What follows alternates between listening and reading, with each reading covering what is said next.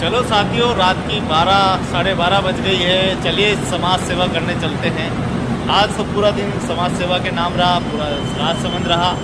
मेरे साथ भंवर जी, जो कि मेरे साथी हैं, अरावली निर्माण मजदूर सुरक्षा संघ का मैं अध्यक्ष गोविंद लाल ओड, और मेरे साथी पवन लाल जिरोड़ा, जो कि सूचना एवं प्रसारण मंत्री भी है और ब्लॉक के हमारे बरवाड़ा के अध्यक्ष भी हैं। आज हम समाज सेवा के लिए 3 दिवसीय जयपुर यात्रा में जा रहे हैं, जहाँ राष्ट्रीय कार्यशाला होने जा रही है। मजदूरों पर चिंतन, विषयों पर चर्चाएं की जाएगी। हर अलग अलग राज्यों में जो योजनाएं चल रही है वो किस प्रकार की चल रही है, उसके बारे में मंथन होगा। क्या कुछ भंवर जी कहते हैं, आइए सुनिए और उनकी दासु आवाज़ में। हम हमारे साथी जो मजदूर श्रमिक साथी हैं, उनके लिए राष्ट्रीय यूनियन की बैठक होने जा रही है जयपुर में। इसी को लेकर जा रहे हैं। मैं आज तारीख में सवेरे 7 बजे से निकला हूँ, राजसमंद गया, कलेक्टर को एक ज्ञापन सौंपा, लेबर इंस्पेक्टर को ज्ञापन सौंपा और उदयपुर आया जयपुर के लिए। आज मैं पूरा दिन भर इसी में लगा हूँ और अभी मैं प्रस्थान कर रहा हूँ जयपुर के लिए। तो हमारे 3 दिन 4 दिन की जो कार्यशाला रहेगी उसमें 10 में बात उठाएंगे श्रमिक मुद्दों को लेकर के। जय हिंद, जिंदाबाद। तो साथियों, समाज सेवा करना इतना आसान नहीं है। गांठ की रोटी और गोपीचंद बनना पड़ता है, लेकिन हमें धन्य है हमारी संस्थाएं, और हमारे धन्य है हमारे आजीविका ब्यूरो के सभी कार्यकर्ता पदाधिकारी, जो कि हम मजदूरों के प्रति समर्पण भाव रखते हैं।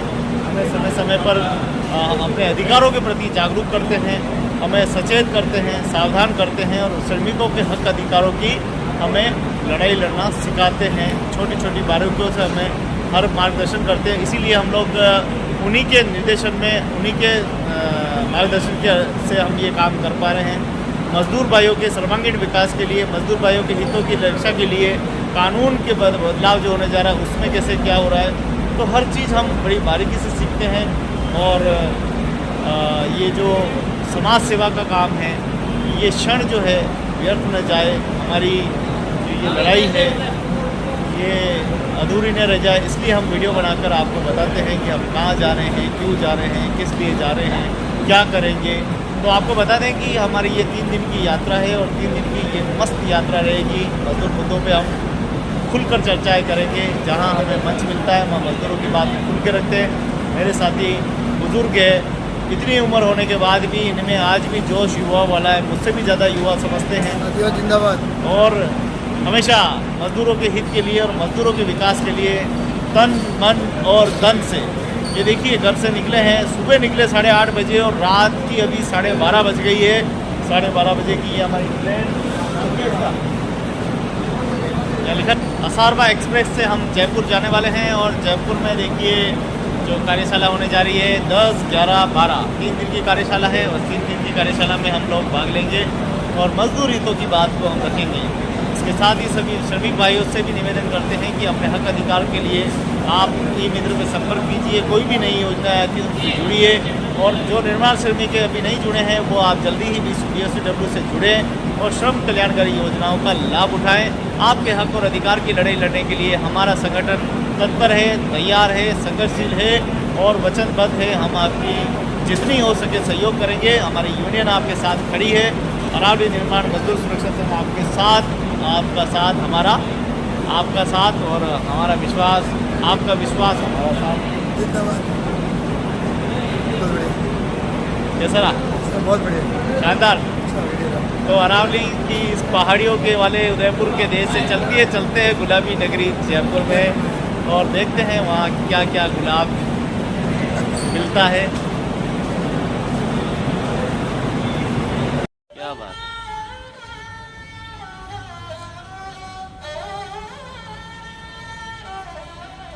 ये जैसे तुझको बनाया गया है मेरे लिए,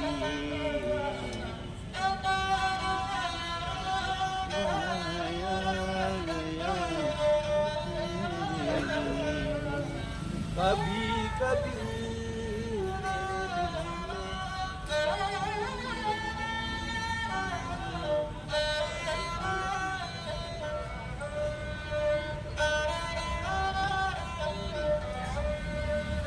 बहुत ही सुंदर।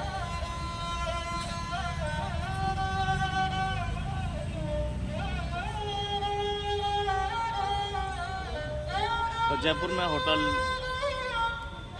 आर्य विला में होटल आर्य कभी निवास। कभी मेरे दिल में ख्याल आता है।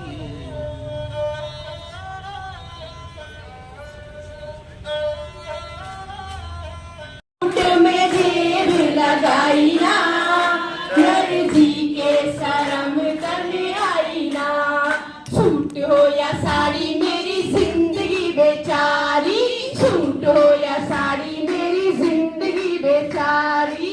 दो दो पैसे के लिए मैं फिरूं मारी मारी, दो दो पैसे के लिए फिरूं मारी मारी।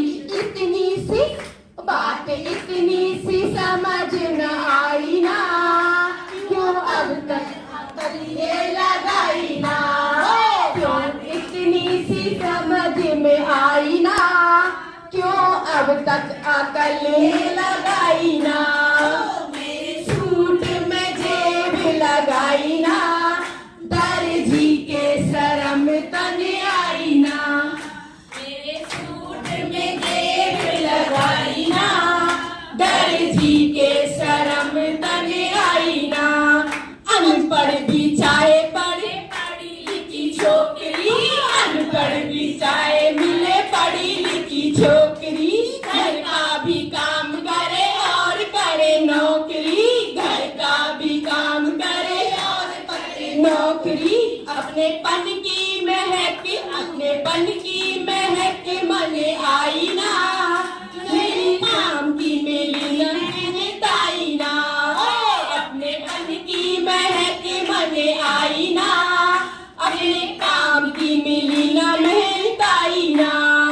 मेरे सूट में जेब लगाई ना, दर्जी के शर्म तने आई ना। मेरी साड़ी में जेब लगाई ना, दर्जी के शर्म तने आई ना। मेरे लहंगे। जिंदाबाद साथियों, मेरा नाम गोविंद लाल ओड है और मैं उदयपुर संभाग जो कि दक्षिणी राजस्थान है उन निर्माण श्रमिकों के साथ में पिछले 2010 से काम कर रहे हैं। हमारी यूनियन का नाम है अरावली निर्माण मजदूर सुरक्षा संघ, जो सिर्फ निर्माण श्रमिकों के मुद्दों पर काम करती है, उनके वेतन को लेकर और लैंगिक जैसे जो शोषण है उनके ऊपर काम करती है। आप जैसा कि जानते हैं कि देश में सबसे बड़ा वर्ग जो काम करता है वो मकानों में काम करने वाला होता है। करीब इस सेक्टर में 30 कैटेगरी के मजदूर जुड़े हुए हैं। सबसे ज्यादा जो शोषण होता है वो मजदूर जो है, महिला मजदूर हो चाहे पुरुष मजदूर हो, उनका जो एक तो उनके वेतन जब ठेकेदार से मांगते हैं उनके साथ मारपीट होती है, और महिलाओं की स्थिति तो बहुत ही ज्यादा खराब है। महिलाओं में तो आप जानते हैं कि काम करने जाती है तो वहाँ ठेकेदार का कैसा चाल चलन होता है, और वहाँ के काम करने वाले खुद वहाँ के जो लीडर्स होते हैं जिनको कारीगर कहते हैं, राजमिस्त्री कहते हैं, सुपरवाइजर कहते हैं, वो कई सारे ऐसे लोग भी होते हैं जो उनके साथ शोषण आज भी हम देखते हैं। और बड़ी संख्या में ये लोग जो है कहीं कभी अंतर राज्यों से भी काम करने के लिए राजस्थान में उदयपुर में आते हैं, बड़ी होटल्स मॉल वगैरह, क्योंकि उदयपुर जो है टूरिज्म सिटी हो गया है और बड़ी बड़ी होटलें हो रही, जहाँ साल 2 साल 3 साल 5 साल 10 साल तक मजदूर वहीं रहते हैं, वहीं अपना जीवन यापन करते हैं। आप देखेंगे कि मजदूर तो एक काम करता है, लेकिन उसके साथ उसकी पूरी फैमिली आती है, पूरा परिवार आता है, उसकी पत्नी भी होते हैं, बच्चे भी होते हैं। कहीं कहीं निर्माण श्रमिकों में बच्चे जो है वो भी शिक्षा से वंचित रह जाते हैं। हालांकि कई संस्थाओं द्वारा उनको ट्यूशन पढ़ाया जाता है, लेकिन वो पर्याप्त नहीं है। वहाँ पे उनको कहीं न कहीं एक आप देखें तो बंधुआ मजदूर की तरह काम जो है वो कराया जाता है। उनकी घर के परिवार के साथ, उनकी बहन बेटियों के साथ भी कई प्रकार के शोषण होते हैं, और कार्यस्थल पर तो आप जानते हैं कि रोज शोषण उनके साथ होते ही हैं। हाथ टच करना, बातें करना, रिझाना, इस तरह की महिलाओं के साथ जो है ज़्यादा अत्याचार इस सेक्टर में बहुत ज़्यादा होते हैं निर्माण श्रमिकों। मेरे साथ भंवर लाल जी है जो हमारे अरावली निर्माण मजदूर सुरक्षा संघ में सूचना एवं प्रसारण मंत्री के पद पे हैं, वो भी अपने विचार व्यक्त करें। साथियों जिंदाबाद। हमारे जो अरावली मजदूर संगठन जो बना हुआ है दक्षिणी राजस्थान में डूंगरपुर, बांसवाड़ा, उदयपुर, राजसमंद और चित्तौड़ तक पहुंच गए हैं, और अभी वर्तमान में हमारे 14,000 के लगभग हमारे श्रमिक जुड़े हुए हैं हमारे संगठन से, और उसमें 7,000 महिलाएं हैं। क्योंकि भवन निर्माण पे जो काम करते हैं हम, तो महिला और पुरुष मिलकर करते हैं। महिला के साथ में कई शोषण होता है या उसके साथ में कुछ आपत्ति कुछ होती है तो उसमें संगठन मिलकर के हम धरना प्रदर्शन भी करते हैं और सरकार के सामने भी इस बात को रखते हैं। और हम ये आगे से यही चाहते हैं कि हमारा संगठन आगे बढ़े और हम जयपुर में भी गिरधारीपुरा और आरमोड़ा इनमें हमारा संगठन वैसे काम कर रहे हैं यहाँ पे, और वो भी शहीद मंच पे आ जाएंगे। धन्यवाद। बस मैं इतना ही जोड़ना चाहता हूँ। एक छोटी सी और बात करना चाहता था कि आप जब भी अखबार उठा के देखेंगे, बल्कि जयपुर का अखबार भी उठा के आज भी 30 से 35 मजदूर की मौत होगी। कोई गिर के मर गया है, कोई पहाड़ पे चढ़ता हुआ मर गया है, कोई पेंटर है रस्सी टूट गई। अभी दिवाली का सीजन आने वाला है, चल ही रहा है, रस्सी टूट जाती है, पेंटर गिर जाते हैं। यानी आप जब भी अखबार उठाएंगे तो आपको श्रमिक निर्माण श्रमिकों की सबसे ज्यादा मौतें हर जिले में, हर डाणी में, हर गाँव में आपको मिलेगी। ये भी एक बहुत बड़ी समस्या है, तो इस पर भी हमको विचार करना होगा। धन्यवाद। अगला संगठन जो कि ऐप बेस्ड वर्कर के लिए काम करता है, जैसे कि Amazon, Zomato, Swiggy, Blinkit, urban company, Zepto, Dunzo, जितनी भी ऐप बेस्ड कंपनियां हैं जिनकी कोई पहचान नहीं है, हम उनकी पहचान दिलाने के लिए अभी राजस्थान सरकार ने एक बोर्ड बनाया था, उसमें भी हम लोग शरीक हुए थे और पूरी भूमिका निभाई थी, लेबर मिनिस्टर से बात की थी। और जितने भी हमारे मतलब जब थोड़ा मतलब बुजुर्ग हो जाती है, जैसे बीडो है, सिंगल मदर है, और जब हस्बैंड वाइफ ही दोनों थोड़ा कमजोर हो जाते हैं, तो अपने रोजी रोटी या अपने बच्चों से अगर कोई सपोर्ट नहीं मिलता है तो मजबूरन जो है वो फुटपाथ पे आते हैं। तो उनको बाजार में, मंडी में जाके सामान का मोल भाव करना, उठा के लाके सारी चीजें करना, वहाँ पे उत्पीड़न, जो यौन शोषण, उस नजर से भी उन लोगों को देखा जाता है। साथ साथ उनको उस हिसाब से कानूनन जो है सामान बोझ उठा के ले जाने का, ये सारी चीज का उनको सुविधा नहीं मिलता है। और दूसरी बात है, जब वो फुटपाथ में सामान बेचते टाइम भी बहुत सारे हरासमेंट का भी उनको सामना करना पड़ता है। अगर कोई मदर, सिंगल मदर है तो उनका छोटे बच्चे हैं तो उनको घर में भी काम देखना है, बच्चे को भी संभालना है, ना उनके लिए कोई सपना होता है कि आपने से हासिल किए हुए मुद्दे। घरेलू कामगारों को 2008 में घरेलू कामगार अधिनियम कानून बनाया गया। 55 से 60 की महिलाओं को सम्मान धन योजना लागू की गई। कल्याणकारी बोर्ड का गठन किया गया। LIC के अंतर्गत जनश्री योजना लागू की गई। संगठन के विविध प्रशिक्षण कार्यक्रम द्वारा महिलाओं को उनकी समस्या छुड़ाने में सहयोग मिला। महिला सामूहिक सौदेबाजी के तहत छुट्टियां लाभ, हेल्थ विभाग में नोंदणी कार्ड देकर आरोग्य सुविधा का लाभ, वेतन में बढ़ोतरी करवाना, इस तरह के आर्थिक लाभ मिल रहे हैं।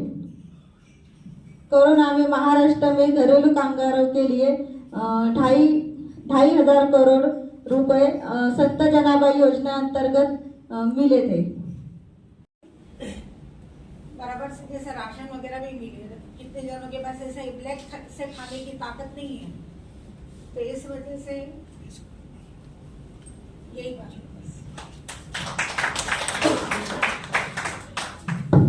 दोनों साथियों का बहुत बहुत धन्यवाद। मुझे लगता है ये जो ओल्ड एज की तरफ इशारा है ना, खासकर ऐसे जितने भी श्रमिक हैं, चाहे वो घरेलू कामगार में हो या निर्माण में हो, बुढ़ापे में अगर कोई सहारा नहीं है, बच्चा नहीं है, तो परेशानी है। तो रिहाना जी ने बहुत अच्छा मतलब रखा।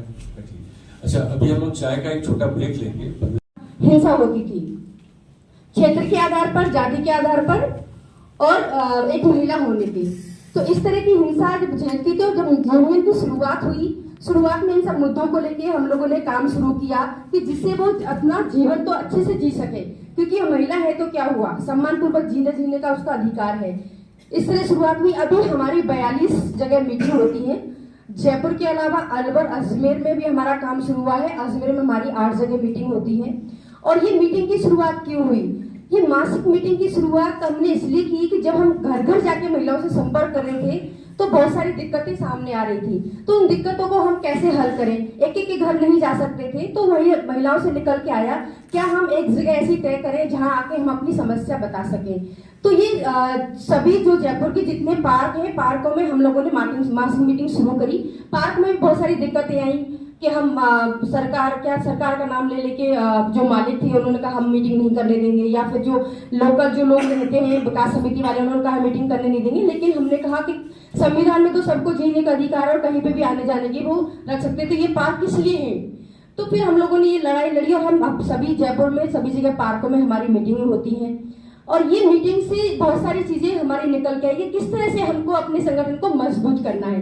तो अभी वर्तमान में हमारे 30,000 के लमसम मेंबर हैं और अभी हमने दिसंबर तक 10,000 यूनियन के जो हमारे रिन्यू करने हैं उसका टारगेट हम लोगों ने लिया है। और हम लोगों ने एक जिला स्तरीय सम्मेलन किया जिसमें 80 महिलाओं की हमारी कमेटी बनी और उस कमेटी में ही सबने निर्णय लिया और सबके अलग अलग टारगेट दिए कि भाई आप 80 महिला हैं तो एक महिला के 125 का टारगेट हिस्से में आता है। और जो लोकल स्तर की जो कमेटी है जहां मासिक मीटिंग होती है, हमारे यहाँ 3 तारीख से लेके 30 तारीख तक मासिक मीटिंग होती है पूरे जयपुर में। तो हर जगह की जो कमेटी है जहाँ मासिक मीटिंग हुआ कमेटी बनी है 5 से लेके 11 महिलाओं की। तो इस तरह से हम लोगों ने ये टारगेट लिया। और जो अभी जो वर्तमान में हमने जो शुरुआत करी थी, बहुत सारी दिक्कत थी राजस्थान के अंदर, तो हम लोगों ने न्यूनतम वेतन कानून एक उसमें घरेलू कामगारों के लिए यहाँ बना है राजस्थान में, उसकी लड़ाई लड़ी और वो हम लोगों ने बनवाया। बाकी अभी सरकार के साथ बहुत सारी लड़ाइयाँ हैं जो कानून की बात कर रहे हैं, सामाजिक सुरक्षा की जो घरेलू कामगार को होनी चाहिए वो भी सरकार अभी तक सुनी नहीं है और हमें लगातार सरकार के साथ तो काम कर ही रहे हैं। दूसरा जो अभी हम जो महिलाओं के साथ जो काम कर रहे हैं घरेलू कामगारों के साथ, उसमें हर तरह हमने सोचा कि किस तरह से और इसको बदलाव की तरफ लिया जाए। तो उसमें हमने पूरे परिवार को साथ में लिया और हमने बेटियों के साथ भी काम शुरू किया, उसके बच्चों के साथ भी काम शुरू किया।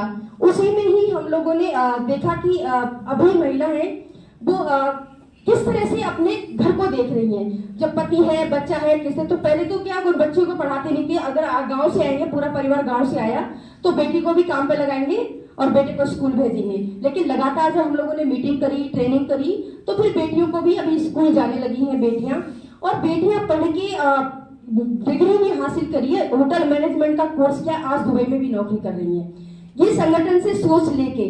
तो इस तरह का बदलाव भी हमारे यूनियन में आया है। और दूसरा जो महिलाएं पहले हम लोग खुद जा के बातें करते थे हर केस को लेके, चाहे छोटी सी बात होगी, अभी अपने स्तर पे तो महिलाएं मासिक मीटिंग भी करने लगी हैं। कोई भी छोटा करके मालिक ने पैसा नहीं दिया, चोरी का झूठा नाम लगाया तो 100-150 इकट्ठी होकर थाने पहुंच जाती है। उसके बाद फिर हमको फोन करती है कि हम वहां जा रहे हैं। तो इस तरह का बदलाव आया है। और खुद अपनी बात करी काम के घर में, मान लो अगर मालिक टॉयलेट जाने नहीं दे रहा है तो किस तरह से समस्या निकल के किस तरह से इस पर हल किया जाए, तो क्या करें। तो बात करी कि कैसे कर सकते हैं। अगर कोई मैं खाना बना रही हूँ, खाना बनाते मैं बीच में खाना छोड़ के जाऊंगी, मैंने कहा मुझे टॉयलेट जाना है, तो ये आधा काम तो मैंने कर दिया, आधा काम आप कर लेना। तो फिर इस तरह की जब बात हुई तो मालिकों को लगा कि ये तो आधा काम हमारे ऊपर छोड़ के पर वापस नहीं आएगी कि नहीं आऊंगी, कि दूर से चल के थोड़ी वापस आऊंगी। तो फिर कहने लगे कि नहीं ठीक है तू टॉयलेट हमारे टॉयलेट को यूज कर, लेकिन पानी डालना साफ करना।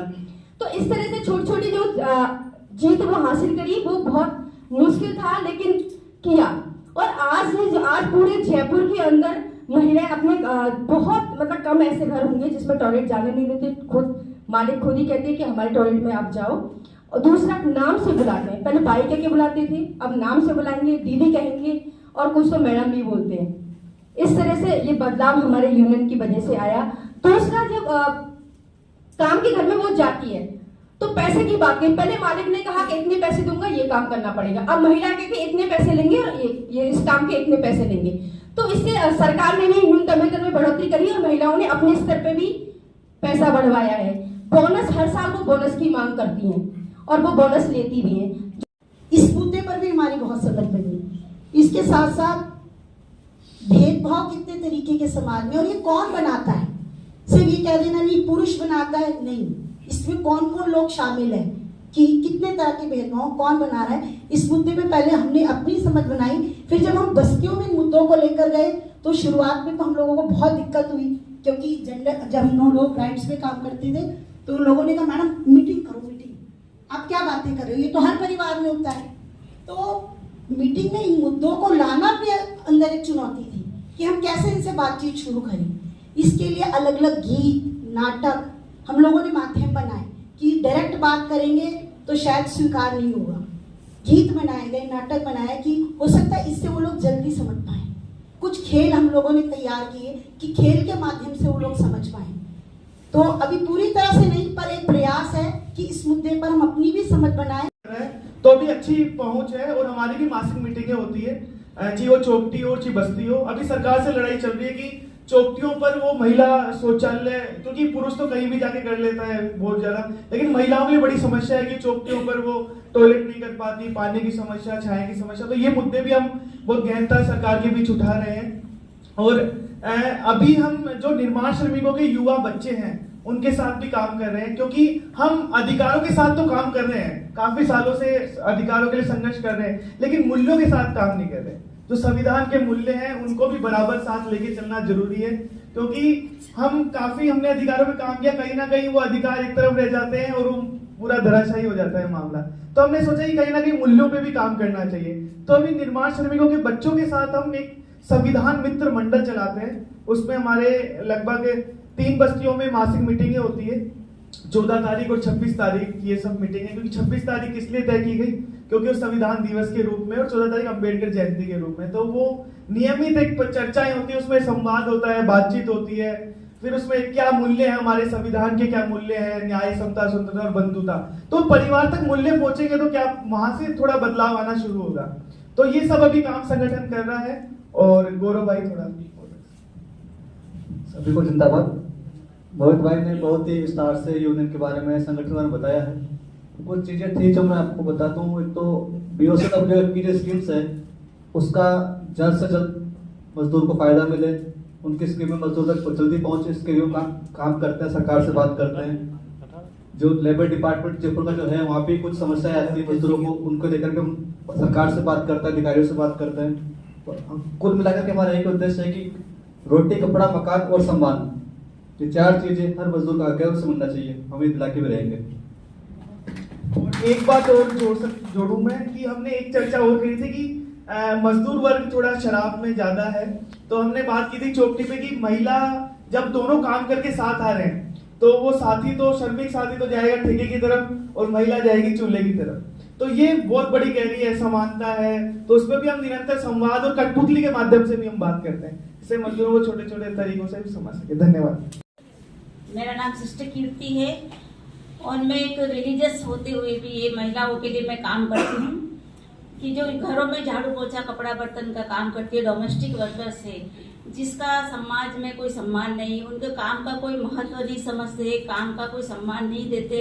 लेकिन ऐसी जो गरीब और जरूरत महिलाओं को मैंने देखा और फिर मैंने 2008 से इन महिलाओं के साथ काम करना शुरू किया है और 2012 में हमारा इसका रजिस्ट्रेशन हुआ यूनियन का, ट्रेड यूनियन का। और आज हमारे साथ में कम से कम 10,000 तक महिलाएं हमारे साथ में जुड़ी है। राजस्थान में उदयपुर, चित्तौड़, कोटा, बांसवाड़ा, डूंगरपुर एरिया में मैं काम करती हूँ। और उन महिलाओं को सरकारी योजनाओं से हम जोड़ते हैं कि वो सुबह से शाम तक दूसरों के घरों में काम करने जाती है, दूसरों के घर को संवारती है, साफ सुथरा रखती है। तो उस काम का कोई महत्व, जिस घर में जाती है कोई महत्व उनको नहीं देता, काम का कोई सम्मान नहीं करता है। अभी अक्टूबर 7 को विश्व में महिला सम्मान, जो डोमेस्टिक वर्कर्स डे के, जो उनका काम का सम्मान पूर्वक दिवस मनाया गया, लेकिन वो मनाया जो संस्था जो चलाती है उन्हीं के द्वारा, लेकिन जो मालिक लोगों ने उनको कोई रिस्पॉन्स देते नहीं, उनका काम का कोई महत्व नहीं समझते। वो ऑफिसों में जाती है, काम करती है, लेकिन जब वो घर पर आती है तो उनका घर इतना अच्छा साफ सुथरा मिलता है तो उनको बहुत सुकून मिलता है। लेकिन वो सुकून उस बाई के तरफ से मिलता है जो दिन भर काम करती है, बच्चों को संभालती, बच्चों को भोजन कराती है, स्कूल से लेकर आती जाती, पूरा दिन का काम तो वो महिला ही करती है। लेकिन उस जगह पर उसको मान सम्मान नहीं मिलता है, उनको एक नौकरानी की तरफ से ही देखा जाता है। आज भी हमारे उदयपुर में मैंने कई जगह पर देखा है जो राजपूत समाज है, बड़े लोग, लेकिन उनको उनका बर्तनों में पानी पीने के लिए भी वो ग्लास अलग से रखते ही है और टॉयलेट की सुविधा नहीं देते थे। लेकिन जब हमारे साथ में यूनियन में जुड़ी और यूनियन का जो कार्ड लेकर वो पहनकर जाती है और हमने उनको मीटिंगों के द्वारा उनको बताया कि आप अपना काम का मोल भाव तोल करना सीखना पड़ेगा, तभी आपको सही दाम मिलेगा, आपका काम का सम्मान मिलेगा। इस प्रकार हमने हर महीने में बस्तियों में अलग अलग जगह पर लीडरों के द्वारा हम मीटिंग करते हैं। बाकी बात वर्षा जी बताएं। नमस्ते सभी को। मेरा नाम वर्षा है, मैं चित्तौड़ से हूँ। जैसे घरों में काम करने वाली महिलाओं को पूर्ण श्रमिक का दर्जा भी नहीं मिल पा रहा है। जैसे महिलाओं को सामाजिक सुरक्षा, महिलाओं को सुरक्षा का कानून बनाने के लिए महिलाओं कल्याणकारी बोर्ड की स्थापना हो। जैसे आज के दौर में महंगाई की राहत नहीं मिल रही महिलाओं को, जैसे शौचालय की व्यवस्था का कार्यस्थल पर न होना, महीने की 4 छुट्टी का प्रबंधन महिलाओं को नहीं मिल पा रहा है, आवास में किराए और परिवारों में निःशुल्क आवास में नहीं मिल पा रहा, कच्ची बस्ती में रहने वाली महिलाओं को भूमिगत अधिकार नहीं मिल पाता है। जैसे घरों में कामगार पूरे परिवार को निःशुल्क चिकित्सा की व्यवस्था भी नहीं मिल पा रही महिलाओं को। इन संगठनों के कार्य स्थल पर मजदूर की तरह भविष्य निधि योजना से नहीं जोड़ पा रहा है महिलाओं को। जैसे श्रमिक का पूर्ण दर्जा नहीं मिलता, इनका मजदूर कार्ड नहीं बन पा रहा है महिलाओं को, जो घरों में काम करती महिलाएं। इनके बच्चों को जैसे उच्च छात्रवृत्ति की योजनाओं से भी वंचित किया जा रहा है। इन महिलाओं के बच्चों को जैसे अधिकारों को लेकर वार्तालाप हो गए। इन महिलाओं की मांगे रखी हमने सरकार के सामने। एक और बात रखना मांगती है कि वही डोमेस्टिक वर्कर्स की जो बच्चे हैं वो सरकारी स्कूलों में अधिकतर जाते हैं, तो अच्छी शिक्षा नहीं मिलने से घर में माता पिता भी उनको पढ़ा नहीं पाते। तो हमको शाम को हुई बस्ती के ही कोई अच्छी जो पढ़ी लिखी लड़की है, महिला है, उन्हीं से बच्चों को 1 घंटे का ट्यूशन देते, उनसे ही होमवर्क कराते। और आज उन्हीं जो ट्यूशन सेंटर में आने वाले बच्चे भी अभी अच्छे पढ़ते हैं। कई एयर होस्टेस के लिए भी 2-3 लड़कियां गई, पढ़ाई किया और उनको अभी जॉब के लिए अप्लाई कर रही है। इंजीनियरिंग भी सीख रही है, बीएड भी किया। ऐसे हमारे जो ट्यूशन सेंटर है वही बच्चों के द्वारा हमने बच्चों को आगे बढ़ाया है। और उन्हीं बच्चों को अभी हमने चिल्ड्रंस पार्लियामेंट के हिसाब से बच्चों का एक चिल्ड्रंस पार्लियामेंट भी बनाया है कि वही बच्चे जो बस्ती में से अच्छे लीडर उभरते आए तो अपनी बस्तियों में भी वो बहुत कुछ परिवर्तन ला सकते हैं, अपने परिवार में, समाज में, बस्तियों में। इसलिए हम उनके बच्चों को भी थोड़ा आगे बढ़ाने के लिए कोशिश करते हैं। धन्यवाद। और कुछ साथी?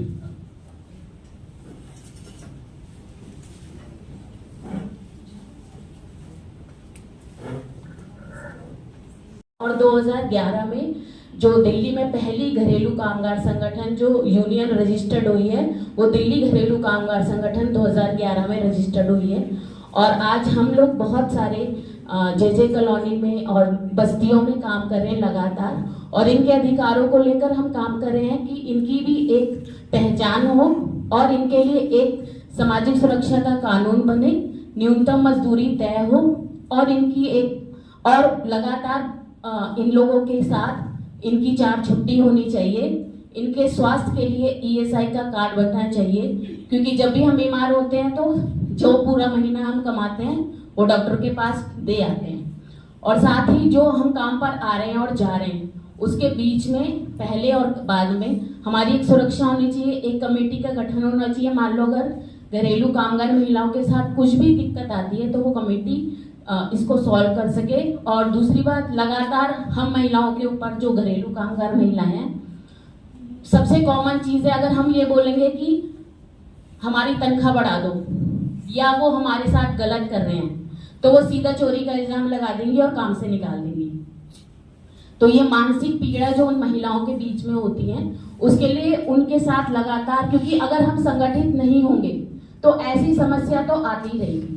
और हमने ये देखा है कि दिल्ली में अगर जहाँ पर संगठन है और जहाँ संगठन में महिलाएं आ रही हैं, हम सबकी बात नहीं कर रहे हैं, लेकिन जो हमारे संगठन से जुड़े हैं वो महिलाएं अपने हक की बात करती हैं, अपने अधिकारों की बात करती हैं और वो गलत को गलत कहती हैं, क्योंकि उनमें ये ताकत आई है, क्योंकि वो पहले इन चीज़ों को नहीं महसूस, हम खुद भी नहीं करते थे कि घर में अगर मेरा काम है तो ये मेरी एक काम है और ये जिस चीज़ में पैसा जुड़ा है वो एक श्रम है, तो वो हम नहीं समझ पाते थे। अब लेकिन अब महिलाएं इन चीज़ों को समझ रही हैं और सरकार से और समाज से लगातार लड़ रही हैं कि हमारे लिए एक कानून बने और इस कानून के दायरे में हम सब आए। और सामाजिक सुरक्षा और न्यूनतम मजदूरी हम दिल्ली में पूरी तरीके से ये अभी अभियान चला रहे हैं और ये संघर्ष जारी है तब तक हमारा ये कानून नहीं बनेगा। ना होना चाहिए पेंशन तो हम जब वो 65 साल के बाद रिटायर्ड होती है तो कोई सेविका जो है मददनीश है उनकी इतनी हालत बुरी होती है, बच्चे घर से निकाल देते हैं, बच्चों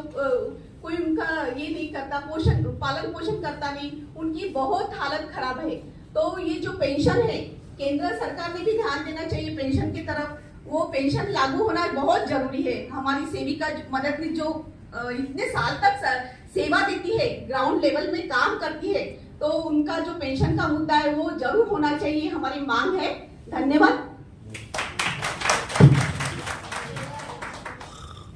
अगले साथी।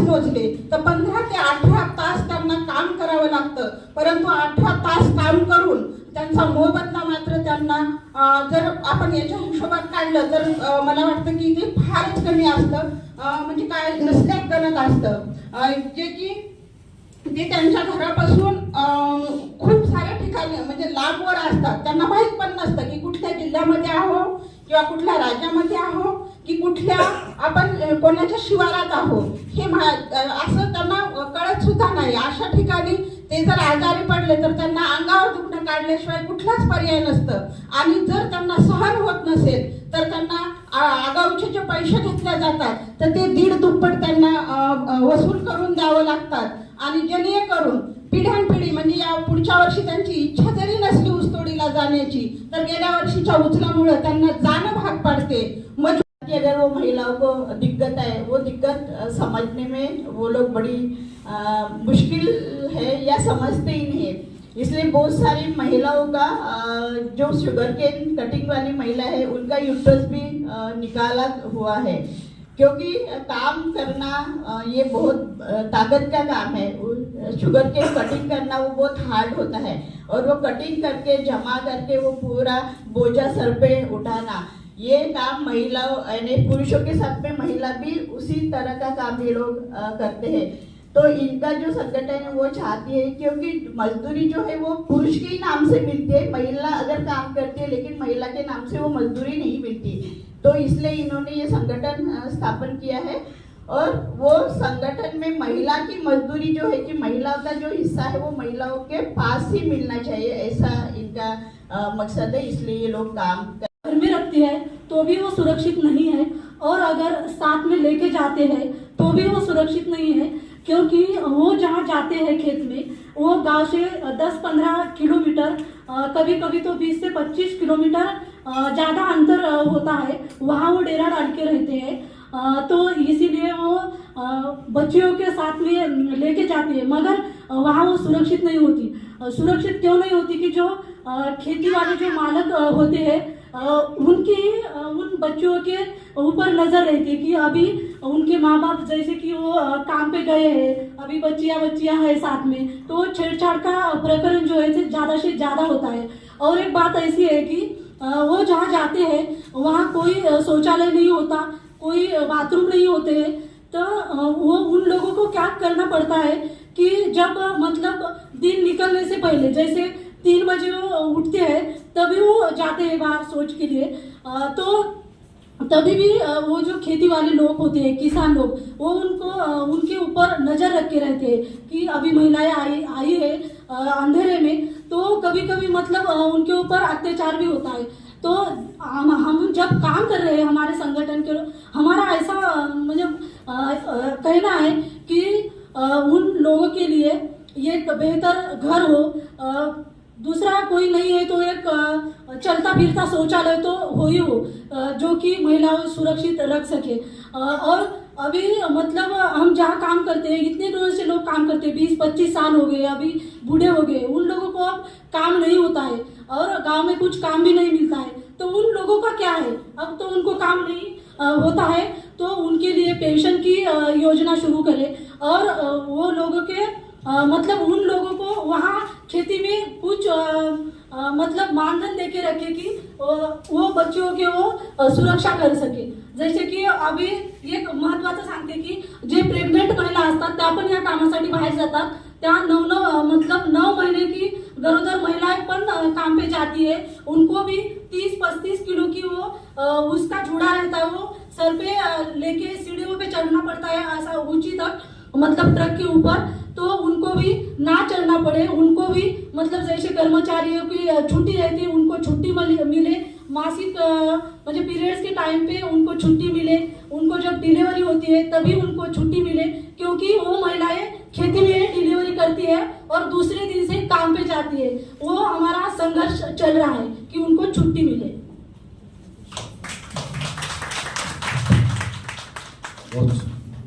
अगला साथी, अगला संगठन कौन है? लोग थे, वो पुरुष थे जो कि डायलिसिस टेक्नीशियन के रूप में काम कर रहे हैं और 17% महिलाएं थी उनमें काम करने के लिए। तो सबसे बड़ा एक ये था कि मैं भी चुप था एज अ यंग रिसर्चर कि क्या दिक्कतें आ रही हैं, क्या आ रही हैं। तो पेट्रियार्की,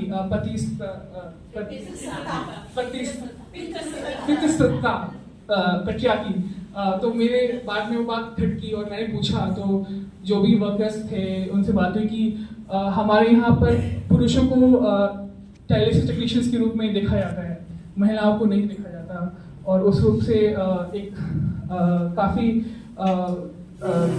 इम्पोर्टेंट बात निकल के आई। तो उसी को लेके हमने बात की कि अभी का माहौल कैसा है। तो अभी लोग आ रहे हैं, जुड़ रहे हैं और होपफुली जब भी रिपोर्ट आएगी तो फिर मैं आप लोगों के साथ साझा करूँगा। इसके अलावा हमने वेजेस के ऊपर भी देखा था कि क्या महिलाओं और पुरुषों में डिफरेंसेस हैं और क्या क्या चीज़ें हैं जहाँ पे एक महिलाओं को, क्योंकि महिलाओं, जैसे आप कुछ साथियों ने बताया कि महिलाओं का अनपेड वर्क भी होता है घर पे।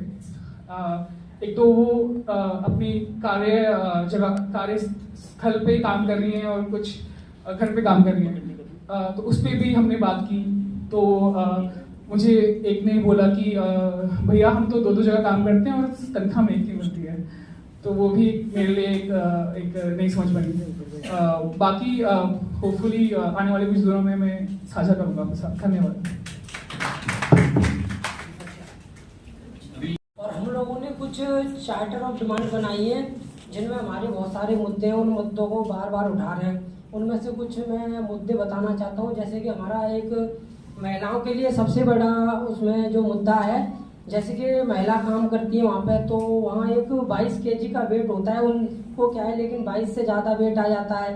किसी स्टेशन पर कोई महिला अगर काम कर रही है सिंगल, तो उसे 22 से ज़्यादा वेट उठाना पड़ता है।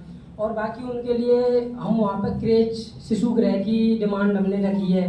और पवन, थोड़ा सा ना अमेजन क्या काम करता है थोड़ा वो बताओ ना जी। आप जो काम करो क्या बताओ थोड़ा हल्का सा। अमेजोन के बारे में बताना। जो आप काम करते हो वेयर हाउस में, अमेजोन क्या है, एक गोदाम है, वेयर हाउस है। वो क्या है, ई कॉमर्स कंपनी है। वहाँ पे जो सेलर्स हैं वो अमेजोन सेलर्स से कस्टमर को जोड़ने का काम करता है सीधा। जब वो सेलर से प्रोडक्ट आता है अमेजोन के वेयर हाउस में, तो हम लोग क्या है, जितने भी वर्कर्स हैं वहाँ पे पैकिंग, पिकिंग और लोडिंग अनलोडिंग ये काम करते हैं वहाँ पे। तो वहाँ पे हमें बहुत सारी प्रॉब्लम्स फेस करनी पड़ती हैं उसमें, जैसे कि सेफ्टी इशू। अभी क्या है, कुछ दिनों पहले जो मेरे साथी हैं राजेश काम कर रहे थे वहाँ पे, तो इनकी क्या है, कन्वेयर में उंगली दब के कट गई थी। तो वहाँ पे जो मैनेजमेंट था उन्होंने क्या है, इन्हें ही दोषी ठहरा दिया कि आप ग्लव्स नहीं पहने थे। और जब ये ग्लव्स पहने हुए थे तो वहाँ पे कुल मिला के जो मैनेजमेंट है वो वर्करों की नहीं सुनता। वो ओनली जो अपने सीनियर्स हैं, अगर सीनियर्स ने बोल दिया कि नहीं इसकी गलती थी, तो उन्हीं की वो मानेंगे कि हाँ वर्कर की गलती थी। तो बहुत सारी प्रॉब्लम्स हैं, उनके लिए हमने डिमांड बना रखी हैं और हम अपनी उन डिमांडों को पूरा कराने के लिए प्रयास कर रहे हैं। जैसे कि कुछ जो महिलाएं होती हैं वहाँ पे जो डेजिग्नेशन दे रखी है PAPS, तो वो क्या है, एसोसिएट्स लेवल के ऊपर होते हैं PAPS।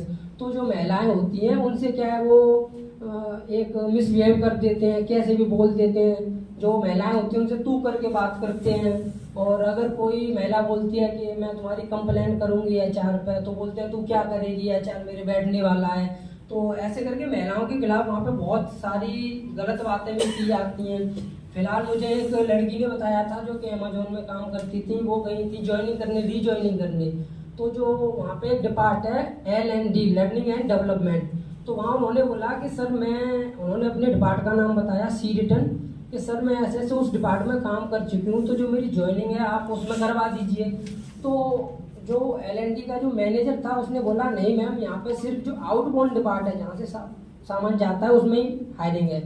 तो उस लड़की ने क्या द्वारा बोला कि नहीं सर मेरी वहाँ ज्वाइनिंग करवा दीजिए। तो वो मैनेजर बोलता है अगर करना है तो यही काम करो, वरना मैं तुम्हें छत के बाहर फेंक दूंगा। तो कुल मिला के महिलाओं से वहाँ ऐसा भी बोला जाता है, तो उसके खिलाफ हम लोग उन डिमांडों पे काम कर रहे हैं, जिसमें हमारी मेन डिमांड है कुछ मैं बताना चाहता हूँ। एक सैलरी की 25,000 सैलरी हर अमेजोन का जो एम्प्लॉय है, क्योंकि अगर आप काम का फ्लो देखो तो काम के फ्लो के हिसाब से वहाँ 10,000 सैलरी सफिशियंस है ही नहीं, क्योंकि इतना काम कराते हैं। क्योंकि बंदे नाइट में भी मेंटली प्रेशर इतना हो जाता है कि वो ये फील करते हैं सोते टाइम कि वो कंपनी में। और दूसरा हमारा जो डिमांड है वो हमारी 30 मिनट का प्रॉपर ब्रेक, जो हमें क्या है 30 मिनट का प्रॉपर ब्रेक कंपनी तो देती है, लेकिन उसमें से 15 मिनट तो हमारी सिक्योरिटी चेकिंग और खाना लेने में निकल जाती है। ओनली 15 मिनट में वहाँ वर्करों को खाना खाना पड़ता है। और तीसरी डिमांड है सेपरेट रेस्ट रूम। वहाँ किसी भी महिला के लिए या पुरुष के लिए कोई सेपरेट रेस्ट रूम नहीं है। अगर तबीयत खराब होती है तो वॉशरूम में जाके उन्हें वहाँ पर रेस्ट करना पड़ता है। और चौथी डिमांड है हमारी, जो लोग 10 घंटे खड़े होकर काम कर रहे हैं उनके लिए फुट रेस्ट के लिए कि अगर इनके लिए सिटिंग अरेंजमेंट होना चाहिए, वहाँ कोई सिटिंग अरेंजमेंट नहीं है। और एक डिमांड हमारी equal pay for equal work, जो समान काम का समान वेतन दे। ऐसा नहीं कि जो तुम्हारा पेरोल पे जो एम्प्लॉई है उसे आप ज़्यादा सैलरी दे रहे हैं, तो जो कॉन्ट्रैक्ट बेस वर्कर है उसे आप कम सैलरी दे रहे हैं। और एक डिमांड है हमारी, जो अमेजोन में जितने भी वर्कर कॉन्ट्रैक्ट बेस हैं उनका जो कॉन्ट्रैक्ट है वो भारतीय लेबर लॉ के हिसाब से बनना चाहिए। ये नहीं अपनी मर्जी से कुछ भी उसमें लिख दो, क्योंकि जो हमारे कॉन्ट्रैक्ट है उनमें ऐसी भी बातें लिखी हैं जो कि हमारे इंडियन लेबर लॉ के हिसाब से गलत है। धन्यवाद। अब कौन सा साथी बचे?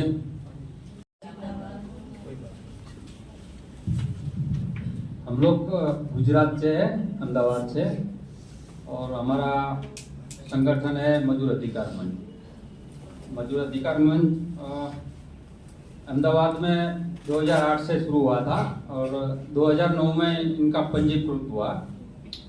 और ये हमारा मजदूर अधिकार मंच संगठन है आज अहमदाबाद जिला, पाटन जिला, महसाणा जिला, छोटाउदेपुर, सूरत, दाहोद, गुजरात में लगभग जिले में काम कर रहा है।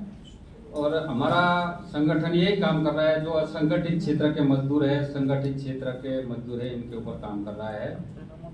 ज़्यादातर ईंट भट्ठों के मजदूर है उनके ऊपर काम कर रहा है। उनको पूरा मुआवजा मिल रहा है, नहीं मिल रहा है, इनके बारे में ये रखता है। और भाग्या मजदूर है जहाँ पे, वहाँ भी हमारा संगठन काम करता है। हमारा संगठन मजदूरों के बीच में जाके उनको पहचान बनाता है कि हमारा संगठन क्या काम करता है मजदूरों के लिए। हमारा पर्चा बांटता है, हम लोग पर्चा बांटते हैं वहाँ जाके मजदूरों के बीच में, हमारा कार्ड देता है। और हमारा एक हेल्पलाइन नंबर भी है, जो कहीं भी मजदूर लोग काम करते हैं, बांध काम साइड पे हो, खेत मजदूर में हो, ईंट भट्ठा यूनियन में काम करते हो, वहाँ कोई भी परिस्थिति मजदूरों के खड़ी होती है तो ये मजदूर हमारा कांटेक्ट तुरंत कर सकता है। हमारा प्रदेश कार्यालय है वो अहमदाबाद के अंदर है। और गन्ना, जो ये अपनी बहन ने बताया था कि जो महाराष्ट्र से लोग आते हैं गन्ना कटाई के लिए, सूरत के अंदर, तापी, व्यारा, वांसदा के अगल बगल जो नजदीक एरिया जहाँ पड़ता है वहाँ गन्ना ज्यादा पकता है, तो उन लोगों को बहुत दिक्कतें पड़ती थी। जो ठेकेदारों के और इनके बीच में जो इनका जो मजदूरी का पैसा जो मिलता था वो नहीं मिल रहा था। ठेकेदार खा जाता था इनका पैसा, और एक जोड़ी के 300 रुपया मिलता था रोज का काम का। और हम लोगों ने आंदोलन चलाया, ये लगभग 6 महीने पहले एक आंदोलन किया था सूरत के अंदर। तो हमने बात सरकार के सामने रखी कि हमारे जितने गन्ना कटाई के मजदूर लोग हैं उनको 467 रुपया मिलना चाहिए। तो सरकार ने परिपत्र किया, वो अभी मिलना चालू हो गया है, पहले ये नहीं मिल रहा था। और ईंट भट्ठा जहाँ पे चलता है, ईंट भट्ठा के अंदर ज्यादातर लोग झारखंड के, यूपी, बिहार के आते हैं। तो उन लोगों को 1000 ईंट बनाने का, कच्ची ईंट बनाते थे तो उनको 500 रुपया मिलता था। हम लोग ने उनके पर भी आंदोलन किया कि इनको 1000 रुपया मिलना चाहिए 1000 ईंट का। तो वो भी परिपत्र हुआ सरकार की तरफ से। फिर हमारा बस्तियों में भी, छोटी मोटी बस्तियों में, झुग्गी झोपड़ियों में भी काम रहता है। महिलाओं के साथ शोषण का होता है, जाति जुल्म का होता है, उसके बारे में भी हम लोग एक लीगल टीम बनाया है।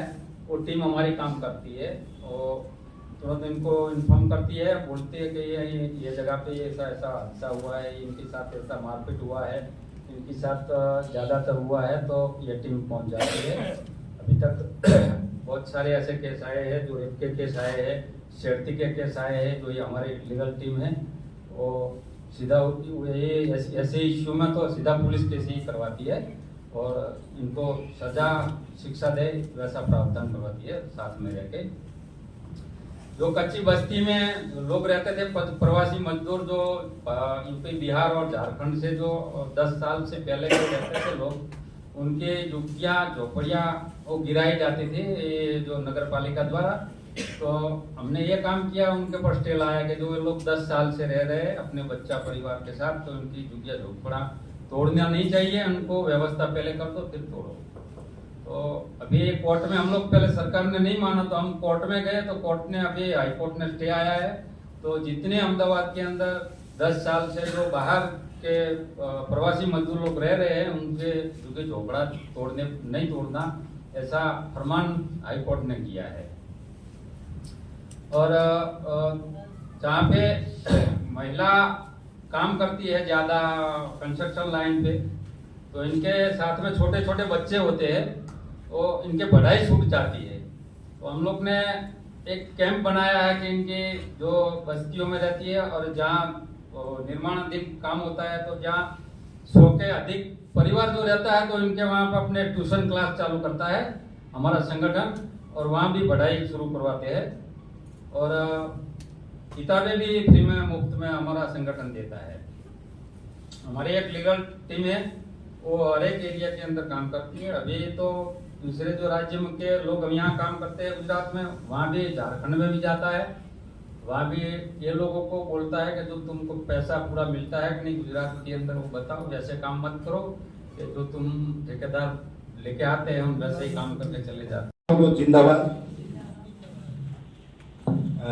मेरा नाम सोहनलाल ग्रासिया है और मैं पत्थर गढ़ाई मजदूर सुरक्षा संघ पिनवाड़ा सिरोही जिले में वहाँ से हूँ। और हमारा संगठन है जो पत्थर गढ़ाई मजदूर संघ, इसमें जो पत्थर होता है उसकी गढ़ाई का वो मजदूरों का एक संगठन है। जो गढ़ाई करने से वहाँ के लोग हैं जो बीमार हो जाते हैं, तो और उनसे एक बीमारी होती है जिसका नाम है सिलिकोसिस बीमारी। और आपने देखे होंगे बहुत बड़े बड़े मंदिर बन रहे हैं, उन मंदिरों में मंदिर बनते बनते एक मंदिर बनते बनते कितने लोग मर जाते हैं। और तो ऐसे जैसे अपने राम मंदिर बन रहा है, तो राम मंदिर के पूरे पत्थर गढ़ाई हो गए, पिनवाड़ा से आए हैं, और राम मंदिर बनते बनते मतलब कितने भी लोग मर जाएंगे। ऐसे पूरी दुनिया में जो मंदिर बन रहे हैं वो गढ़ाई पूरी पिनवाड़ा में हो रही है। और पिनवाड़ा एक शिल्प नगरी या शिल्प कला से जाना जाता है। और हमने पिनवाड़ा में शुरुआत में देखा तो हमने जो संगठन का शुरुआत की थी वो की थी जो पत्थर गढ़ाई या मजदूरी करने जाते थे तो उनकी मजदूरी अटकती थी, तो उनको लेकर के मालिक से बात करना। फिर देखा कि जिनकी मजदूरी अटकी वो एक बार तो आ जाता, दूसरी बार वापस के तो पहुंचता नहीं था, या हम उनके पास पहुंचते तो के तो वो खाट में पड़ा हुआ होता या मरा हुआ ही होता। तो फिर हर क्षेत्र में यही समस्या होती। फिर हमने पूरी सर्वे की तो उस पिनवाड़ा क्षेत्र में जो शुरुआत में काम करते थे जो 15,000 लोग पत्थर गढ़ाई में काम करते थे, और धीरे धीरे वो लोग काम करना शुरू किया था। तो उसमें फिर उनको ये दिक्कत आने लगी वो, तो वो और मालिक भी वो कहते थे कि ये तो कोई काला जादू है, ये तो भगवान का काम है, इससे कोई बीमारी नहीं होती है, आपको कोई काला जादू लगा है। और जो हमारा जो समुदाय था वो भी एसटी और अच्छी समुदाय जो पिनवाड़ा में है वो पत्थर गढ़ाई का ही काम करता है। तो वो समुदाय में भी भ्रम ये बढ़ा है कि कोई इनको काला जादू लगा है या जादू टोना किया हुआ है, इसलिए ये लोग मर रहे हैं। ये तो और मालिक ने तो ये तो कहा है कि भगवान का काम है, मालिक आशीर्वाद देता है, इससे तो और उम्र बढ़ती है, लेकिन वही उम्र बढ़ने वाले लोग मर रहे थे, ये दिक्कत है। और वो किया कि सिलिकोसिस वो पत्थर होता है, वो पत्थर सीधा वो जैसे गढ़ाई करते हैं, उससे में गढ़ाई करने से जो डस्ट उड़ता है वो सीधा फेफड़ों में चला जाता है। फेफड़ों में जाने से फेफड़े में जो अपने सांस लेने के छेद होते हैं वो बंद हो जाते हैं। बंद होने से धीरे धीरे सांस लेना छोड़ देते हैं और आदमी मर जाता है। और ये पत्थर कढ़ाई में जो लाल पत्थर आता है उसमें 60% सिलिका है। तो लाल पत्थर ये जोधपुर वाला है या बालेश्वर है, उसमें तो 6 महीने भी किसी भाई ने काम किया कढ़ाई का काम तो उसको मरणाधीक्षित है। और हमारे पिनवाड़ा में तो इसी को लेकर हम शुरुआत में जब यूनियन बनाते थे तो पहले हमारे को यही दिक्कत थी कि शुरुआत में हम ये सिलिकोसिस का स्थापित कैसे करें, ये मुद्दा कि या पत्थर गढ़ाई से सिलिकोसिस होती है। तो इनके लिए फिर हम 10 लोगों को लेके गए जांच के लिए। 10 लोग उठाए जो पत्थर गढ़ाई का काम और बीमार थे उनको। 10 में से 6 लोगों को सिलिकोसिस निकला गढ़ाई करने में। फिर ऐसे तो भी सरकार और जिला प्रशासन मानने को तैयार नहीं था। तो फिर लगातार हमने 19 कैंप किए सरकार के साथ पैरवी कर करके। तो 19 कैंप में 6600 लोगों की जांच करवाई शुरुआत में हमने। तो 6600 लोगों में से 100 लोगों को सरकार ने प्रमाणित कर दिया कि इनको सिलिकोसिस है। और तो सिलिकोसिस तो प्रमाणित तो हो गया। फिर हमारे सामने और समस्या आ गई कि प्रमाणित तो हुआ लेकिन अब मुआवजा कहां से लाए, कैसे दे। तो सरकार ने कहा हमारे पास तो ऐसी कोई गाइडलाइन ही नहीं है। फिर हमारे को यहाँ जयपुर में आके वापस धरने में भी बैठना पड़ा और हमने 16 में धरना भी किया था। तो शुरुआत में फिर 16 में 1 लाख देना शुरू कर दिया, सिलिकोसिस पीड़ित को 1 लाख दे रहे थे। फिर धीरे धीरे हमने और संघर्ष करना शुरू किया। तो 17 में जाके 2 लाख दिए सरकार ने, जीवित में 2 लाख और मृत्यु के बाद 1 लाख। फिर जैसे जैसे हमारा तो भी संघर्ष शुरू ही था, ये मजदूरी के साथ साथ ये सारा। तो 18 में फिर हमने बड़े लेवल पे धरना किया। 1 महीने जयपुर में बैठे थे यहाँ शहीद स्मारक में। तो उस समय फिर हमारे साथ पिनवाड़ा का संगठन था, ऐसे दूसरे बाकी जिलों के संगठन भी थे जो खान मजदूरों वाले हैं। तो उन्होंने सबने मिलके हमने जयपुर में 1 महीना किया। फिर 2018 में सिलिकोसिस पॉलिसी बनाई और वो पॉलिसी नीति बनाई है। वो नीति में दिया है कि अब जीवित में 3 लाख रुपए मिलेंगे, मृत्यु के बाद 2 लाख रुपए मिलेंगे उनके परिवार के बच्चों को या कोई भी भरण पोषण या दुकान डालने के लिए, जिससे कि उनके घर गुजारा और बच्चों का चल सके। उसके साथ साथ जो पीड़ित है वो जीवित रहेगा जब तक उनको 1500 हर महीने पेंशन मिलेगी, ये उसमें है। और जो पत्थर गढ़ाई का काम है ये जोखिम पूर्ण श्रेणी में है, जो जिससे लोग मर रहे हैं तो वो जोखिम वाला ही काम है। व्यावसायिक रोग हो रहा है तो वो जोखिम पूर्ण की श्रेणी में शामिल किया। फिर जोखिम पूर्ण की श्रेणी के साथ साथ जो गढ़ाई का काम वाला क्षेत्र है, जो सीरी क्षेत्र है, जिसको अति संवेदनशील क्षेत्र भी हमने पॉलिसी के तहत घोषित करवाया। उसके बाद हमारा ये हुआ था कि ये तो हो रहा है धीरे धीरे, इसके साथ साथ हमारे समुदाय में भी धीरे धीरे लोगों से प्रेम निकालना है। तो हम लगातार समुदाय में भी लोगों के साथ बैठक करते हैं, कार्यशाला करते हैं, इस तरह से काम करना शुरू ही है। और ऐसे करते करते ठीक हमारे 19 या 20 में जो कोरोना आया तो उस समय हमारे साथ बहुत खतरनाक हादसा हुआ है।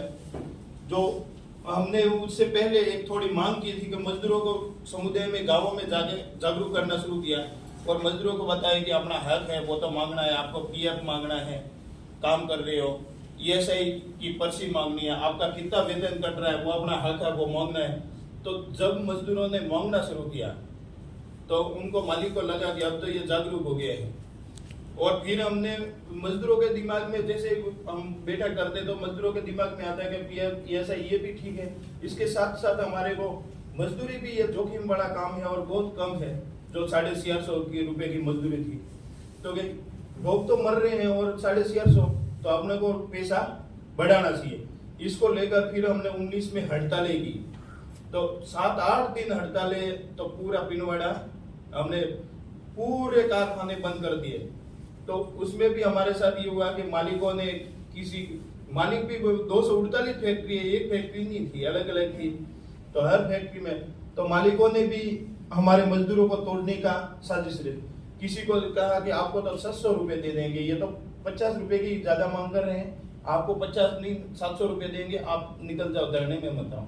किसी को रात को घर, फिर हमने भी कहा कि ये तोड़ रहे हैं तो अपन को वापस जोड़ना है, तो हम रात को 12-12 बजे उनके घर गए, लेकिन धरना चलाए। आखिर में हमारी जीत हुई और 50 रुपए की जगह 30 रुपए तो बढ़ाए और सबको वेतन पर्ची मिलना शुरू हुआ। पीएफ में इसके लिए हमने लड़ाई लड़ी। उसके बाद फिर हमने धरना के बाद उन्होंने फिर उनको लगा कि यही सारे नेता बनते हैं या नेतागिरी करते हैं, ये करवाते हैं।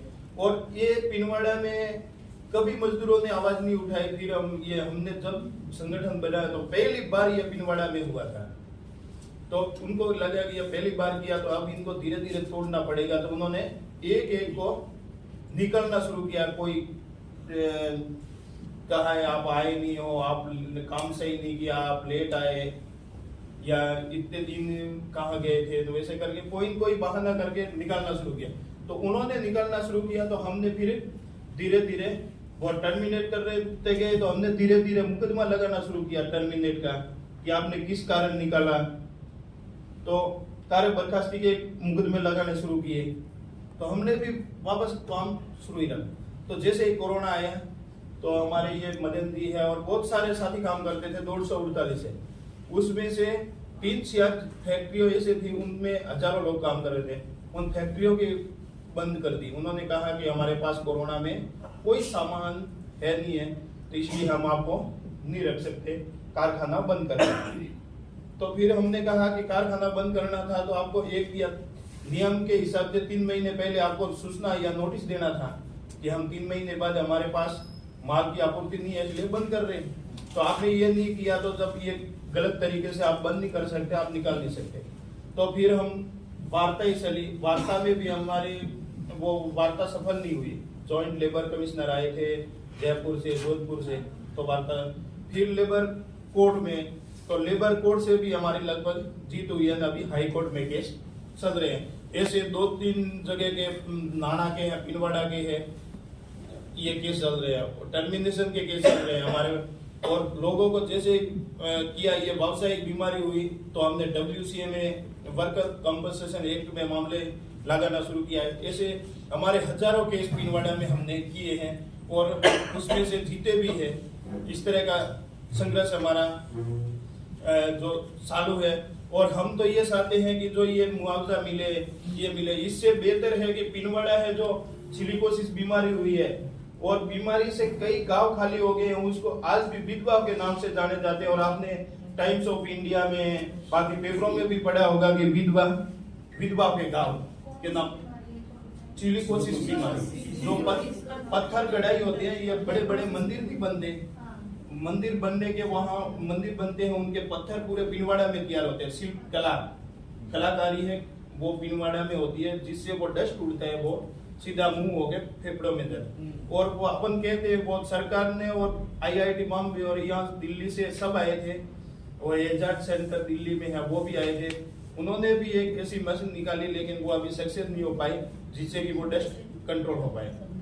और उसमें डॉक्टर और उन्होंने तो इंजीनियरों ने कहा कि ये मास्क आपको कितना भी लगाओ, ये मास्क है, रुकने वाला नहीं है। जो सिलिकोसिस बीमारी होती है वो 0 और 1 mm की इतनी बारीक है जो बिल्कुल जाएगा वो मास्क। 95 का मास्क लगाओ तो भी रुकने वाला नहीं है। इस तरह का ये बीमारी है। और विधवाओं के गांव से नाम जाने जाते हैं।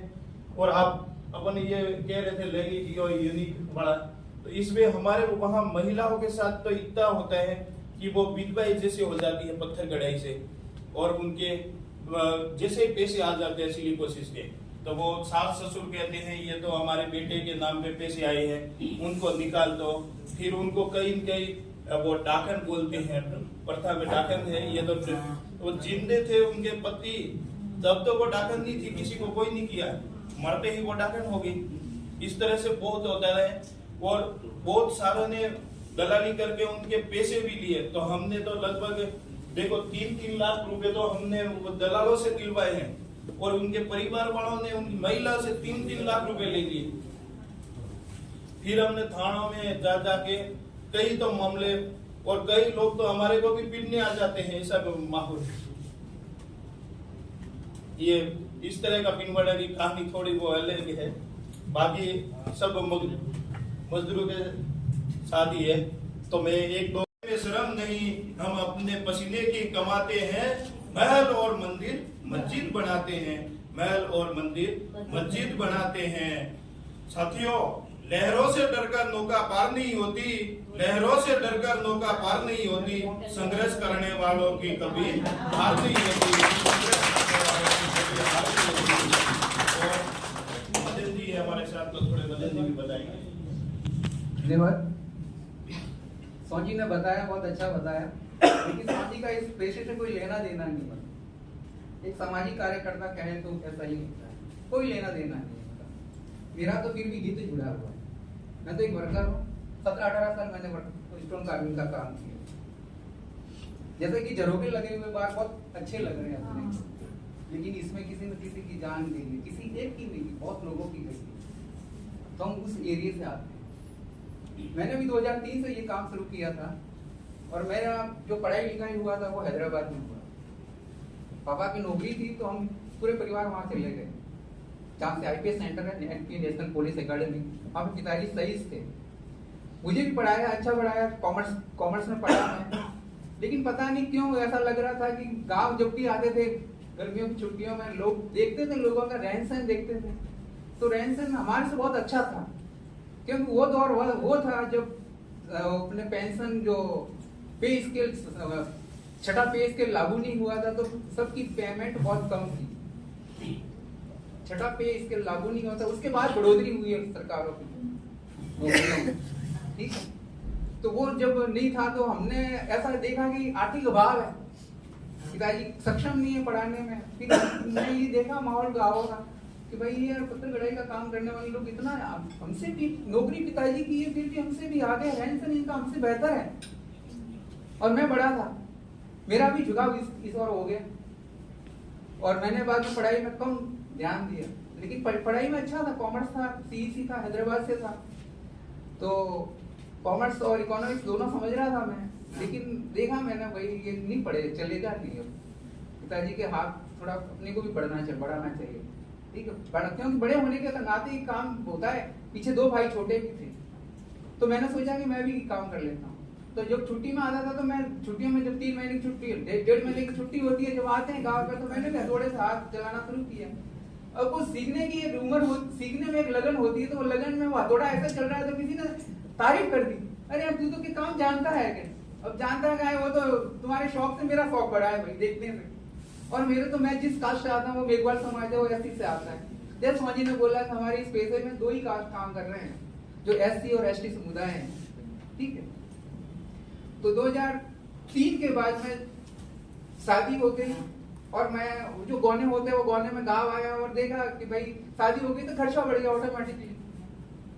फिर मैंने इस पत्थर की लाइन की और ही बढ़ गया। पिताजी ने हालांकि मुझे बोला कि आप हैदराबाद में हो तो आप टर्नल ले लो, फिटर ले लो, अगर पढ़ना नहीं है तो आगे बढ़ने के लिए भाई चाहिए ना, ट्रेड तो कोई हाथ में चाहिए। तो मैंने सोचा ब्रदर चांडी वहाँ मदर टेरेसा चैरिटी था, उसमें मैंने RTI का ट्रेनिंग किया। लेकिन मुझे ऐसा लगा कि यार कम खर्चे वाला चाहिए और परिवार का हाथ बढ़े, पैसा जल्दी आ जाए, ऐसा काम सीखना चाहिए। तो मैंने कारपेंटरी का काम किया, मदर टेरेसा चैरिटी का था, 2 साल वहाँ पर, 3 साल काम किया, अच्छा खासा काम किया। फिर भी मेरा मन तो ये स्टोन कार्विंग में ही झुक रहा था बार बार, ठीक है।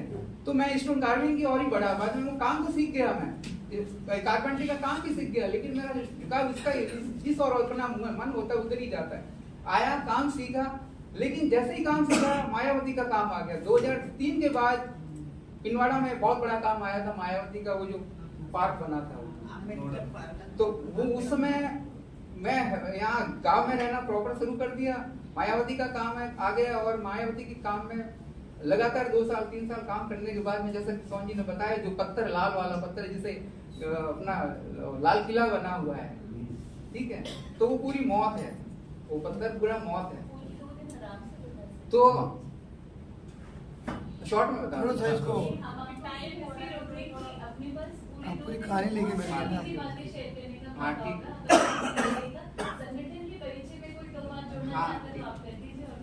हाँ ठीक। तो संगठन ऐसा है कि हमारा जो काम करने का पिंडवाड़ा में है वो मजदूर श्रमिक पत्थर कढ़ाई के श्रमिकों पर काम करते हैं हम लोग। और हम लोग जुड़े बाद में एक आजीविका ब्यूरो वहाँ पर आया, कौन जी छूट गए थे वहाँ पर। तो आजीविका ब्यूरो ने वो आंकड़े और अपने परामर्श करते थे, उस परामर्शों में ये आंकड़े आ रहे थे कि भाई यहाँ पे परामर्श तो हो रहे मजदूरी भुगतान के, लेकिन वो आदमी जब मजदूरी भुगतान समाधान के लिए नहीं पहुंच रहा, फोन कर रहे हैं वगैरह कर रहे हैं। तो फॉलोअप में जाने पर पता लगा कि वो आदमी या तो है ही नहीं, यहाँ पे खाट पर पड़ा है, और खाट पे पड़ा है तो मरणासन अवस्था में पड़ा है, जिसका वजन 35 किलो 30 किलो के बीच में हो गया। अब ऐसे लोगों के ऊपर जब आंकड़े आने लगे और संख्या बढ़ने लगी तो आजीविका ने ऐसा सोचा कि यहाँ के लोगों को जागरूक करना होगा। तो वहां से कुछ गिने चुने लोगों को इकट्ठा करके बाद में ये बात समझाई उन्होंने। उस समय मैं नहीं था, मेरे दूसरे आगे वाले थे जिन्हें सिलिकोसिस हो चुकी थी, तो उनको समझाई बात और उनको ये बताया गया कि आप में ये जो बीमारी है आपके पैसे से जुड़ी बीमारी है। उसके बाद में जो पैसे से जुड़ी बीमारी तो लोगों को समझाने शुरू किए तो लोगों ने यही सोचा कि काला जादू है और ज्यादा कमा रहा था, किसी ने आपको ऊपर ये झाड़ू फाक कर दिया। तो ये चीजें बात लोग भी यही कह रहे थे, मजदूर भी यही मान रहे हैं, और डॉक्टर तो बता दे रहे हैं कि आपको तो टीबी की बीमारी हो गई है। और टीबी एक तो शरीर पहले से टूट चुका है हमारा, और टीबी की दवा खिला के और डॉक्टर ने हमें मार दिया, क्योंकि डॉक्टर को भी पता नहीं है। उस समय ये अभी पता भी नहीं लगा था, क्योंकि 14 के बाद में राजस्थान सरकार को भी पता लगा है। 14 के बाद में राजस्थान सरकार ने यहाँ पे ग्राउंड एक रिपोर्ट करवाई, जो 2014 में एक पेपर में पूरा 19 जिलों का जो प्रभावित है 19 जिले सिलिकोसिस से, उसकी ग्राउंड रिपोर्ट आई थी। उसी के आधार पर ये सिलिकोसिस का पूरा मैटर आगे चला। तो को मैंने ही सजाया रे, हल चला के खेतों को मैंने ही सजाया रे, गेहूं चावल मक्की के दानों को उगाया रे, गेहूं चावल मक्की के दानों को उगाया रे, चूल्हा भी जलाया मैंने धान भी पकाया रे, चूल्हा भी जलाया मैंने धान भी पकाया रे, रहूं क्यों भूखे पेट रे, क्यों मेरे लिए काम नहीं, रहूं क्यों भूखे पेट रे, कि मेरे लिए काम नहीं। एक बार फिर से रहूं मैंने ही सजाया रे, हल चला के खेतों को मैंने ही सजाया रे, गेहूं चावल मक्की के दानों को उगाया रे, गेहूं चावल मक्के के दानों को उगाया। रहूं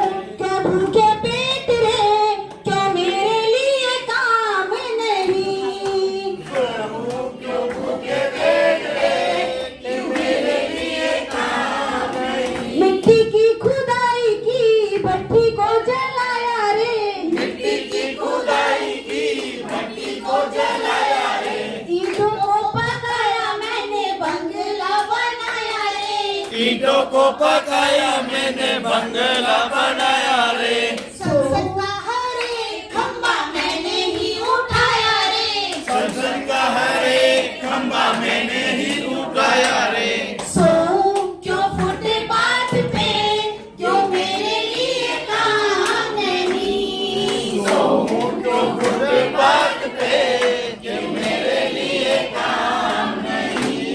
धागों को बनाया मैंने मीलों को चलाया रे, धागों को बनाया मैंने मीलों को चलाया रे, काला बाना जोड़ के कपड़ा बनाया रे, खाना बाना जोड़ के कपड़ा बनाया रे, सपनों के रंगों से उसको सजाया रे, सपनों के रंगों से उसको सजाया रे, मुझे कफन नहीं रे, क्यों मेरे लिए काम नहीं, मुझे कफन नहीं रे, कि मेरे लिए काम नहीं।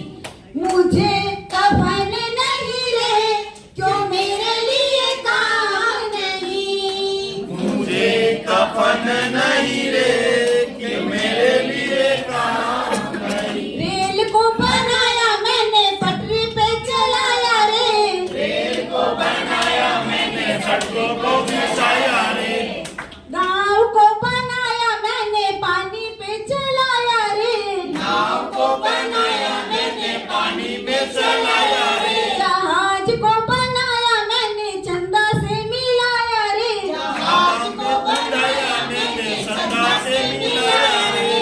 मेरी न जिंदगी चले क्यों मेरे लिए काम नहीं। मेरी ना जिंदगी चले क्यों मेरे लिए काम नहीं। शाहजहां के ताज को मैंने ही बनाया रे। शाहजहां के ताज को मैंने ही बनाया रे। मंदिरों को मस्जिदों को मैंने ही सजाया रे। मंदिरों को मस्जिदों को मैंने ही सजाया रे। बांसुरी सितार को मादर को बजाया रे। बांसुरी सितार को मादर से बजाया रे। मेरा संगीत कहाँ रे क्यों मेरे लिए काम नहीं। मेरा संगीत सभी लोग कि मेरे लिए काम नहीं। सजग सजाएंगे जिंदगी बनाएंगे। सोचे सजाएंगे जिंदगी बनाएंगे। उंगलियों को मोड़ के हाथों को उठाएंगे। उंगलियों को मोड़ के हाथों को उठाएंगे। आसमां को छुएंगे जिंदाबाद गाएंगे। आसमां को छुएंगे जिंदाबाद गाएंगे। गाएंगे तब तक रे कि जब तक काम नहीं। गाएंगे जब तक रे कि जब तक काम नहीं। लड़ेंगे तब तक रे कि जब तक काम नहीं। लड़ेंगे तब तक रे कि जब तक काम नहीं। हल चला के खेतों को मैंने ही सजाया रे। हल चला के खेतों को मैंने ही सजाया रे। गेहूं चावल मक्की के दानों को उगाया रे। गेहूं चावल मक्की के दानों को उगाया रे। चूल्हा भी जलाया मैंने धान भी पकाया रे। चूल्हा भी जलाया मैंने धान भी पकाया रे। रहूं क्यों भूखे पेट रे क्यों मेरे लिए काम नहीं। रहूं क्यों भूखे पेट रे कि मेरे लिए काम नहीं। ला ला ला ला ला ला ला ला ला ला ला ला ला ला ला ला। ला ला ला ला ला ला ला। इनकलाब जिंदाबाद। श्रमिकों की एकता जिंदाबाद। अरे अभी तो ली अंगड़ाई है लड़ेंगे और जोर जुल्म की टक्कर में धन्यवाद।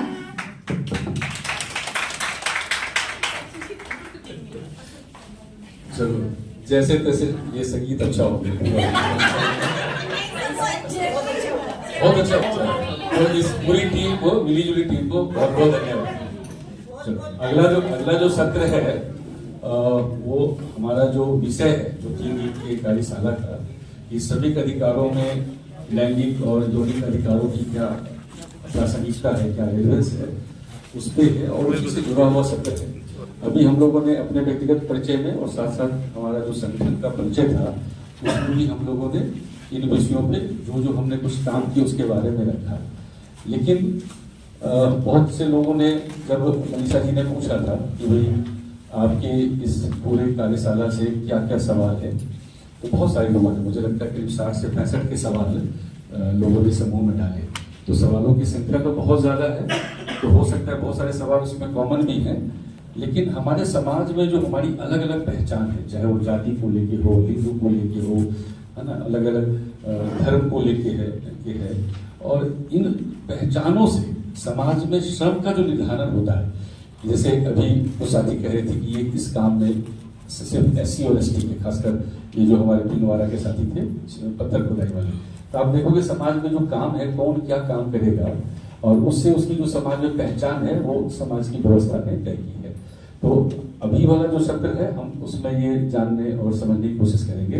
जुड़ाव रहा है और मैंने पढ़ा और कल मनीषा दी ने बताया कि उन्होंने MSc माइक्रोबायोलॉजी में करी और उसके बाद समाजशास्त्र की पढ़ाई में आए और नागरिक अधिकारों पर भी एक बहुत बड़ा जुड़ाव मनीषा दी का और उनके साथियों का रहा। और 1985 के आसपास आप लोगों ने मासूम की स्थापना की थी। 1987 में महाराष्ट्र के एक ग्रामीण संदर्भ में, काफ़ी सूखाग्रस्त संदर्भ में मासूम की स्थापना हुई। इसके बारे में निमिषा और बताएंगे अपने काम की बातचीत के दौरान। और हम लोग जब बड़े हो रहे थे तो हमारा, जब हम इस सेक्टर में काम करने आए तो हमारा परिचय ज़्यादा इस दृष्टिकोण से हुआ कि महिलाओं के अपने शरीर पे अपना अधिकार, महिलाओं के स्वास्थ्य और खासतौर पे प्रजनन और यौन संदर्भों में अपने शरीर को देख पाने हक अधिकार के साथ, और उसको न केवल अपने निजी जीवन में बल्कि सरकारी व्यवस्थाओं के साथ स्वास्थ्य को एक नागरिक अधिकार मानते हुए कैसे लड़ाई लड़ी जा सकती है, उस तरह का काम मासूम ने और मनीषा ने और कई और संस्थाओं के साथ मिलकर के प्रशस्त किया है। प्रशिक्षक नहीं है तो इसलिए हमें लगा कि एक सेफ स्पेस होगी हम सबके साथ कि एक एक्सपीरियंस प्रशिक्षक हमारे मध्य हो और हम इनके साथ बातचीत करें। जिंदाबाद साथियों सबको। और मैं थोड़ा सा खड़े होके और थोड़ा जोश, मैं गिरी हूँ कुछ 4-5 दिन पहले, तो यहाँ पे मेरे घुटनों में, दोनों घुटनों में थोड़ी हो गई। अब कुछ लोगों का काम जो है पढ़कर या सुनकर काम पर तो जो है नाम तो आए थे, तो इसलिए मैं बहुत खुश हूँ। और एक्चुअली मुझे जो है वो काफ़ी जिसको कहते हैं ना कि एक बोझ नहीं, लेकिन एक बड़ा ऐसा लग रहा है कि आप लोगों ने कितना विश्वास रखा है मेरे ऊपर कि मजदूर संगठन और इस सब में आप काम करते हैं। मेरा डायरेक्टली मजदूर संगठनों के साथ नहीं रहा, मेरे माँ पिताजी थे ट्रेड यूनियन में, मेरा खुद ट्रेड यूनियंस के साथ में संबंध नहीं रहा। जो भी ग्रामीण वहाँ पर काम करते हैं तो वहाँ पर सब तो मेहनत कशी है, तो उस हिसाब से मेहनत कशों के साथ में हुआ, तो इसलिए आप लोगों ने इतना विश्वास रखा है मेरे ऊपर। अब जब सवाल मैंने पूछा तो देने वाला जब भी देता पूरा छप्पर फाड़ के देता, उस तरह से मुझे लगा था आएंगे 20-25, तो 63 सवाल आए हैं। और मैं मजाक में कह रही थी कि अगर उन सब सवालों का मैं जवाब दे दूं ना, तो फिर जैसे बोध गया में बुद्ध बन गए थे, सिद्धार्थ आया बुद्ध बन के चले गए, तो ऐसे कुछ मेरा यहाँ बुद्ध बनाना पड़ेगा आपको कि आई थी और सब कुछ बता के चली गई। वैसे मुझे इन सवालों के जवाबों का कुछ भी डिटेल में पता नहीं है, क्योंकि दुनिया को ही नहीं पता है कई सारी चीजों के बारे में। लेकिन जितना हमें पता है उसके साथ में हम आगे जा सकते हैं। क्यों पता नहीं है? क्योंकि उसके बारे में बहुत अलग अलग धारणाएं हैं, बहुत अलग अलग तरीके से रखा हुआ है। और जिस नारीवादी आंदोलन से हम लोग आते हैं उसमें कोई एक किताब नहीं है, कोई एक प्रेषक नहीं है, कोई यही आपको मानना इस तरह का नहीं है। तो नारीवादी आंदोलन में भी सोच जो है वो कई अलग अलग किस्म की है। 70 के दशक का, 80 के दशक का, 19 के दशक का, 90 के दशक का, इस सब नारीवादी आंदोलन में हम लोग भी सीखते गए और जो है वो उभरते गए, गिरते रहे, उभरते रहे, इस तरह का भी पूरा रहा। तो ये जो सारे सवाल आए हैं इनको मैंने कोशिश की है कुछ ग्रुप्स बनाने की। तो मैंने, क्योंकि हर सवाल का जवाब तो ऐसे तो नहीं हो सकता है ना, सवाल जवाब नहीं हो सकता। दूसरा है कि कई सारे, जैसे आप बता रहे थे कि सारे लिंक्ड भी है, तो मुझे लगा कि इन सबको लेके मैं ऐसे कोशिश करूंगी कि मैं आधा एक घंटा जो है वो इन सब सवालों को लेके मैं एक प्रेजेंटेशन करूंगी और उसके बाद हम फिर चर्चा में चले जाएंगे। ठीक है? तो पहले जो है वो श्रम से हम शुरुआत करते हैं। तो श्रम का जो है, ये जब आपको किसी का श्रम जो लेना है, आप काम करते हैं तो आप देखते हैं कि बहुत वहाँ पर उत्पीड़न है, एक्सप्लॉयटेशन है ना। मार्क्स ने जो सरप्लस वैल्यू की बात की थी कि कोई पैसा डालता है, काम खुद नहीं करता है और बाकी लोग आके वहाँ पे काम करते हैं और फिर उनके काम के 3-4 घंटे में ही, उस 3 घंटे में उसका सारा निकल जाता है। अभी तो ये सारे जो नए अंबानी अडानी तो छोड़ ही दीजिए, इनको तो वहां तक उनको जाना ही नहीं पड़ता। लेकिन सिर्फ क्योंकि मैंने पैसा डाला इसलिए मुझे इतना मिल जाता है, वो सारा जो है वो एक्चुअली उसके पसीने का है। लेकिन वो मेरे पास आके जो है मेरी पूंजी बढ़ती जाती है, और मेरी पूंजी बढ़ती जाती है तो फिर मैं और फैक्ट्री डालती हूँ। और अभी तो ये हो गया कि अस्पताल और स्कूल और कॉलेज डालना भी बहुत कमाई का हो गया है साधन, है ना। तो अलग अलग कमाई के साधन जो है बन जाते हैं, जिसके पास पूंजी है वो और अमीर बनता जाता है वहां पर। और जैसे कोई मैं हॉस्पिटल बांधूंगी या ये करूंगी कॉलेज, तो फिर जो आपके जो है यूनियन जिनके साथ आप काम करते हैं वो लोग सब चाहिए। तो सारे जो यहाँ पर आप लोग जो काम कर रहे हैं उन्हीं के ऊपर ये पूरा श्रम का है। तो ये तो रहा एक जिसको हम कहते हैं कि घर के बाहर का श्रम। हाँ? पर अगर हम घर के अंदर और बाहर को अगर हम इकट्ठा करते हैं, मैं कोई सवाल एक दो पूछूंगी, एक जवाब ले लेंगे हम और फिर उसके आगे चले जाएंगे। तो अगर आपको किसी का श्रम जो है वो आपको अगर मुफ्त में लेना है या अगर आपको उसका उत्पीड़न करना है, तो फिर आपको पहले क्या करना पड़ेगा? क्या क्या करना पड़ेगा आपको अगर आपको किसी को एक्सप्लॉइट करना है? थोड़ा विलन की भूमिका में जाके बताएं, क्या क्या करना पड़ेगा? प्रलोभन देना पड़ेगा, थोड़ा हाँ? प्रलोभन देना पड़ेगा, प्रलोभन देना पड़ेगा, दोस्ती कम से कम दोस्ती का हाथ चाहे उसमें छुरा हो, लेकिन हाथ तो आपको बढ़ाना पड़ेगा, अच्छी बातें करना पड़ेगा, अच्छी बातें करनी पड़ेगी, है ना? और क्या करना पड़ेगा? विश्वास में लेना पड़ेगा, और खुद को भी परिश्रम करना, डराना पड़ेगा, है ना? और क्या? स्वयं को परिश्रम करना पड़ेगा, कुछ उस पर खर्चा भी करना पड़ेगा, है ना? जो गाय बकरी दूध देती है उसको आप भूखो तो रखना ही सकते हैं ना? तो उनकी आजादी की सोच पे आपको जो है वो रोक लगानी पड़ेगी, है ना? और क्या क्या करना पड़ेगा? मैनिपुलेट करना पड़ेगा। तो ये सारा जो है वो आप जितने ज्यादा सोफिस्टिकेटेड तरीके से करते हैं उतना आप उसके उतने श्रम को एक्सप्लॉइट कर सकते हैं। अभी आपने जो कहा प्रलोभन, प्यार, ये सब जो है, हाँ? तो हमेशा पूछते कि शादी अगर इतनी नॉर्मल हो कि हर एक को अगर उसको करना ही है, तो उसका इतना मार्केटिंग क्यों करना पड़ता है ना? बचपन से तुम्हारी शादी हो जाएगी, फिर ये तुम्हारे गहने होंगे, तो इतना एडवर्टाइज क्यों करना चाहता है? अगर वो इतना स्वाभाविक होता और हर एक के मन में होता कि मुझे शादी करनी है, तो ये शादी और आपसी रिश्ते, इसके बारे में थोड़ा सा हम जो है वो बाद में करेंगे। तो जिसका अगर आपको श्रम लूटना है, तो पहले तो आपको डिपेंडेंट बनाना पड़ेगा उसको, है ना? उसको कन्विंस करना पड़ेगा कि भाई तुम जो श्रम करते हो तो तुम बड़े प्यार से करते हो, उसका पैसा कैसे मांगोगे, है ना? आया धीरे धीरे समझ में आ रहा है मैं कहाँ पे पहुंच रही हूँ? आया समझ में? हाँ, ड्यूटी है, बड़ा प्यार भाई।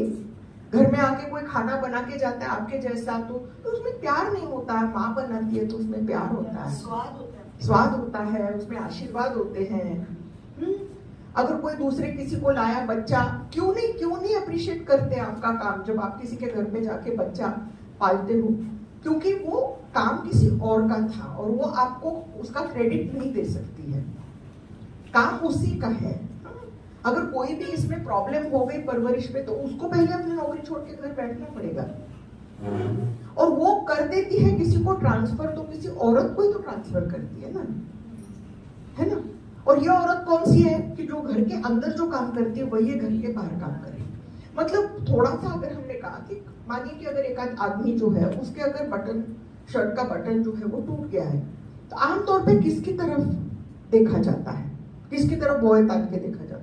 महिला की तरफ, है ना? कि पता नहीं उनको तो किस लेके इसमें जाना है, वर्कशॉप में जाना है, जयपुर जाना है, भाई वहां पर जो पूरा होगा। और इस तरह से कमीज कर रहे हो, कमीज जो है उसकी तय भी नहीं की, उसको आयनिंग भी नहीं किया। मैं ऐसे प्यार से मजाक में बोल रही हूँ, मैं किसी अपने को नहीं, सर किसी बाहर का क्यों करें ना, हम आपस में थोड़ा सा हंसे करें तो ठीक। तो ये होगा। लेकिन औरतें यहाँ पे आई तो उन्होंने क्या क्या किया? औरतें जब आई तो उन्होंने परमिशन पहले ली, है ना? लास्ट मिनट तक पता नहीं कोई रिश्तेदार ना टपक पड़े, हाँ? कोई बीमार ना पड़े, है कि नहीं? साथ में कौन जा रहा है? फिर यहाँ पे आके फोन आप करेंगे तो बहुत खुश है, दिखा भी नहीं सकते, खुश हो हमारे बगैर, है ना? इतने अच्छे कपड़े ले जाने की क्या जरूरत है? क्या पहनोगी? हाँ, क्या पहनोगी? हाँ, क्या जरूरत है इतने अच्छे कपड़े पहनने की? तो बड़ा जी सा चेहरा, जी आप याद आ रहे हैं जी, बच्चों के बगैर तो जी नहीं लग रहा जी, ये तो हो रहा है जी, वो खाना रखा हुआ है, खाया कि नहीं, हाय हाय हाय खराब हो गया खाना, आपने कैसे किया? मतलब ये सारा ड्रामाबाजी करना पड़ता है कि नहीं करना पड़ता? कि जैसे हम आए तो बड़े, हाँ, तो बड़े मजबूरी से यहाँ पे आए हैं और वापस जाके बड़ा खुश है, दिखा भी नहीं सकते। अब यहाँ के जो मर्द है, दोस्त लोग हैं, उनके बहुत आधा ज्यादा फोन भी नहीं, फोटो भी देखे जाएंगे, परखे जाएंगे कौन कहाँ पे खड़ा है, किसके साथ 3 फोटो निकाले गए। हाँ, मतलब ये सारा जो है, मैं एक बड़े नॉर्मल माहौल की बात करूं, और ये नॉर्मल ही कितना हिंसक है, नॉर्मल ही कितना हिंसक रहता है, जो हमें रोज हमारे ऊपर हिंसा नहीं होती। तो अगर मुझे आपका श्रम अगर अप्रोप्रिएट करना है, तो मुझे दिखाना पड़ेगा कि आप ही को अच्छा लगता है। आप घर की रानी हो, घर तो आपका नहीं है, पर उसकी रानी तो अपने आप में रानी हो, राजा की पत्नी हो तो रानी है ना। तो वो है गृह लक्ष्मी है, गृह स्वामिनी नहीं है ना। उठाओ तुम्हारे बच्चे, हमारे उधर गांव में हम रह रहे थे, तो हमारे किसी कार्यकर्ता को तो कहा कि उठाओ तुम्हारे बच्चे और ले जाओ। तो उसने कहा क्या दहेज में लेके आई थी बच्चे, जो कह रहे हो कि उठा के लेके जाओ, वरना कहते हो मेरे बच्चे हैं, और फिर झगड़ा हो गया तो तुम्हारे बच्चे उठा के लेके जाओ। तो इस तरह से ये मेरा तेरा जो हो जाता है, जो पूरे देश में भी आज दिख रहा है ना, कि मेरी औरत के ऊपर बलात्कार हुआ है, मेरे आदमी ने किया, उसके ऊपर पूरी बहस हो जाती है ना। मतलब हमारे आदमी किसी और के ऊपर करते हैं बलात्कार, या उनके आदमी हमारे ऊपर करते हैं, तो उसपे प्यार भी वो करते हैं, तब भी वो जो है जिहाद हो जाता है ना। तो ये सारा जो है मेरा तेरा जो है एकदम बिल्कुल घर के अंदर से शुरू हो जाता है। तो पहले तो ये है कि प्रलोभन, कितनी लड़कियां हैं हमारे में से कि जो बचपन से जो हमें चाहिए कपड़े वो हमारे लिए लाए गए। अभी तो छोड़ी 1-2 बच्चे हैं तो उनके मर्जी का सब कुछ हो जाता है, पर शादी तय हो गई तो तुरंत उसके घर पे खाने पे जाओ। हाँ, ताई बुला रही है, चाची बुला रही है, बुआ बुला रही है, बेटे तुम्हें कपड़े कौन से चाहिए, हाँ तुम गहने क्या चाहिए, अरे बड़ी क्या पार्टी हो रही है कि नहीं। लेकिन ये 18 साल की हुई, 21 साल की हुई, इसलिए पार्टी नहीं दी जा रही है, शादी हो रही है इसलिए पार्टी दी जा रही है ना। और लड़कियां भी कैसे एकदम हो जाती है, मेरी शादी तय हो गई, और शादी के बाद तो जैसे कोई ब्रह्म ज्ञान प्राप्त हुआ, इस तरह से एकदम से लड़की को कौन लगता है कि मैं पहुंच गई वहां पे। पहुंचते कभी भी नहीं है हम लोग, कभी भी पहुंचते नहीं। हाँ, फिर उसके बाद साल भर के भाई साल हो गया, 1.5 साल हो गया, 2 साल हो गया, क्या हो रहा है। हाँ, क्या चलो कोई बात नहीं, पहली बेटी हो गई तो दूसरा बेटा हो जाएगा, और 10वीं हर एक थोड़ा ना पहले में पास हो जाता है, 1-2 बार तो फेल हो ही जाता है इंसान इधर उधर, तो बाद में बेटा हो जाएगा। तो आपको बेटा करना है, फिर बेटे को आपको परवरिश करनी है, फिर उसको जो है वो बेटी के मुकाबले आपको ज्यादा देना है। क्यों? क्योंकि वो अपनी लाइफ इंश्योरेंस पॉलिसी आपकी, आप तो प्रीमियम भरते जा रहे हैं, है ना। और जब उसकी शादी हो जाएगी तो आपकी पॉलिसी मैच्योर हो जाएगी, आपको बोनस में बहू मिल जाएगी, है ना। तो ये सारा जो है, मतलब सास जब हम कहते हैं, तो अगर किसी की बेटी और बेटा हो तो 2 बार सास बनते हैं, लेकिन लड़की दामाद की सास और बहू की सास, इसमें अंतर है कि नहीं। देखिए खूबसूरत दृश्य के साथ, और सभी श्रमिक संगठन के साथी, अरावली निर्माण मजदूर सुरक्षा संघ, पिंडवाड़ा पत्थर गढ़ाई मजदूर संघ के साथी मीटिंग से फ्री हुए हैं। पहला दिन बहुत ही अच्छा रहा। कैसा रहा जी? बढ़िया रहा। और अब ये नाल उतर रहे हैं, सीढ़ियाँ उतर कर जाएंगे अपने अपने रूमों में। हाँ साहब, क्या गुजरा सोम जी आज का? बढ़िया, क्षमतावर्धन बहुत जोरदार हुआ है, बढ़िया जोरदार। तो दोस्तों, जाने आने से ही समझ बनती है, और समझ के लिए घर से बाहर निकलना पड़ता है, और घर से बाहर निकलने के बाद ट्रेन में बैठना पड़ता है, ट्रेन में बैठने के बाद संघर्ष करना पड़ता है, हमें जाना पड़ता है। हाँ, और संघर्ष करते हैं तभी जीत मिलती है। हाँ, ठीक है कि तो आज तो साथियों, आज का सेशन जो था फर्स्ट दिन का बहुत ही बढ़िया रहा, और बड़ा सराहनीय रहा, और इसमें कुछ बहुत सारी चीज़ें जो सीखने को मिली, और कल का सेशन और इससे बेटर रहेगा। चलो, तो बहुत ही अच्छा रहा, बहुत ही कुशल रहा। और ये जयपुर है, और जयपुर कैसी है आज? ये गुलाबी नगरी जयपुर है। हाँ, और अभी हम हमारी जो होटल है जिसमें ठहरे हुए हैं, हाँ, उस कमरे की तरफ हम प्रस्थान कर रहे हैं। होटल नाम है, और पता नहीं होटल का नाम है, क्या नाम है? आर्य निवास। और हमारे पत्थरगढ़ी मजदूर संगठन से हमारे सोन भाई रसिया और मगन भाई यहाँ पहुँच गए हैं। ये भी हम सेशन में हमारे साथी पवर जी है, जो और हमारे जो पिलर हैं पूरे हैं, इसके पिलर इसके जो इस मतलब संगठनों के पिलर जो हैं वो आज हमारे साथ में हैं। तो जो छोटो बीतलो अरे बीतलो नॉट बीतलो हो गई ये pillar. This is for you language is not good. हाँ वाह भाई वाह, आनंद आई गया। तो देखो कैसे खूबसूरत लग रहे हैं हम दोनों गुरु और चेला सब पागड़ी में। देखिए ये होटल का नज़ारा है। हाँ। और जो बहुत बढ़िया शानदार होटल है उसमें हम ठहरे हुए हैं। और इसका ये गार्डन है। मेरा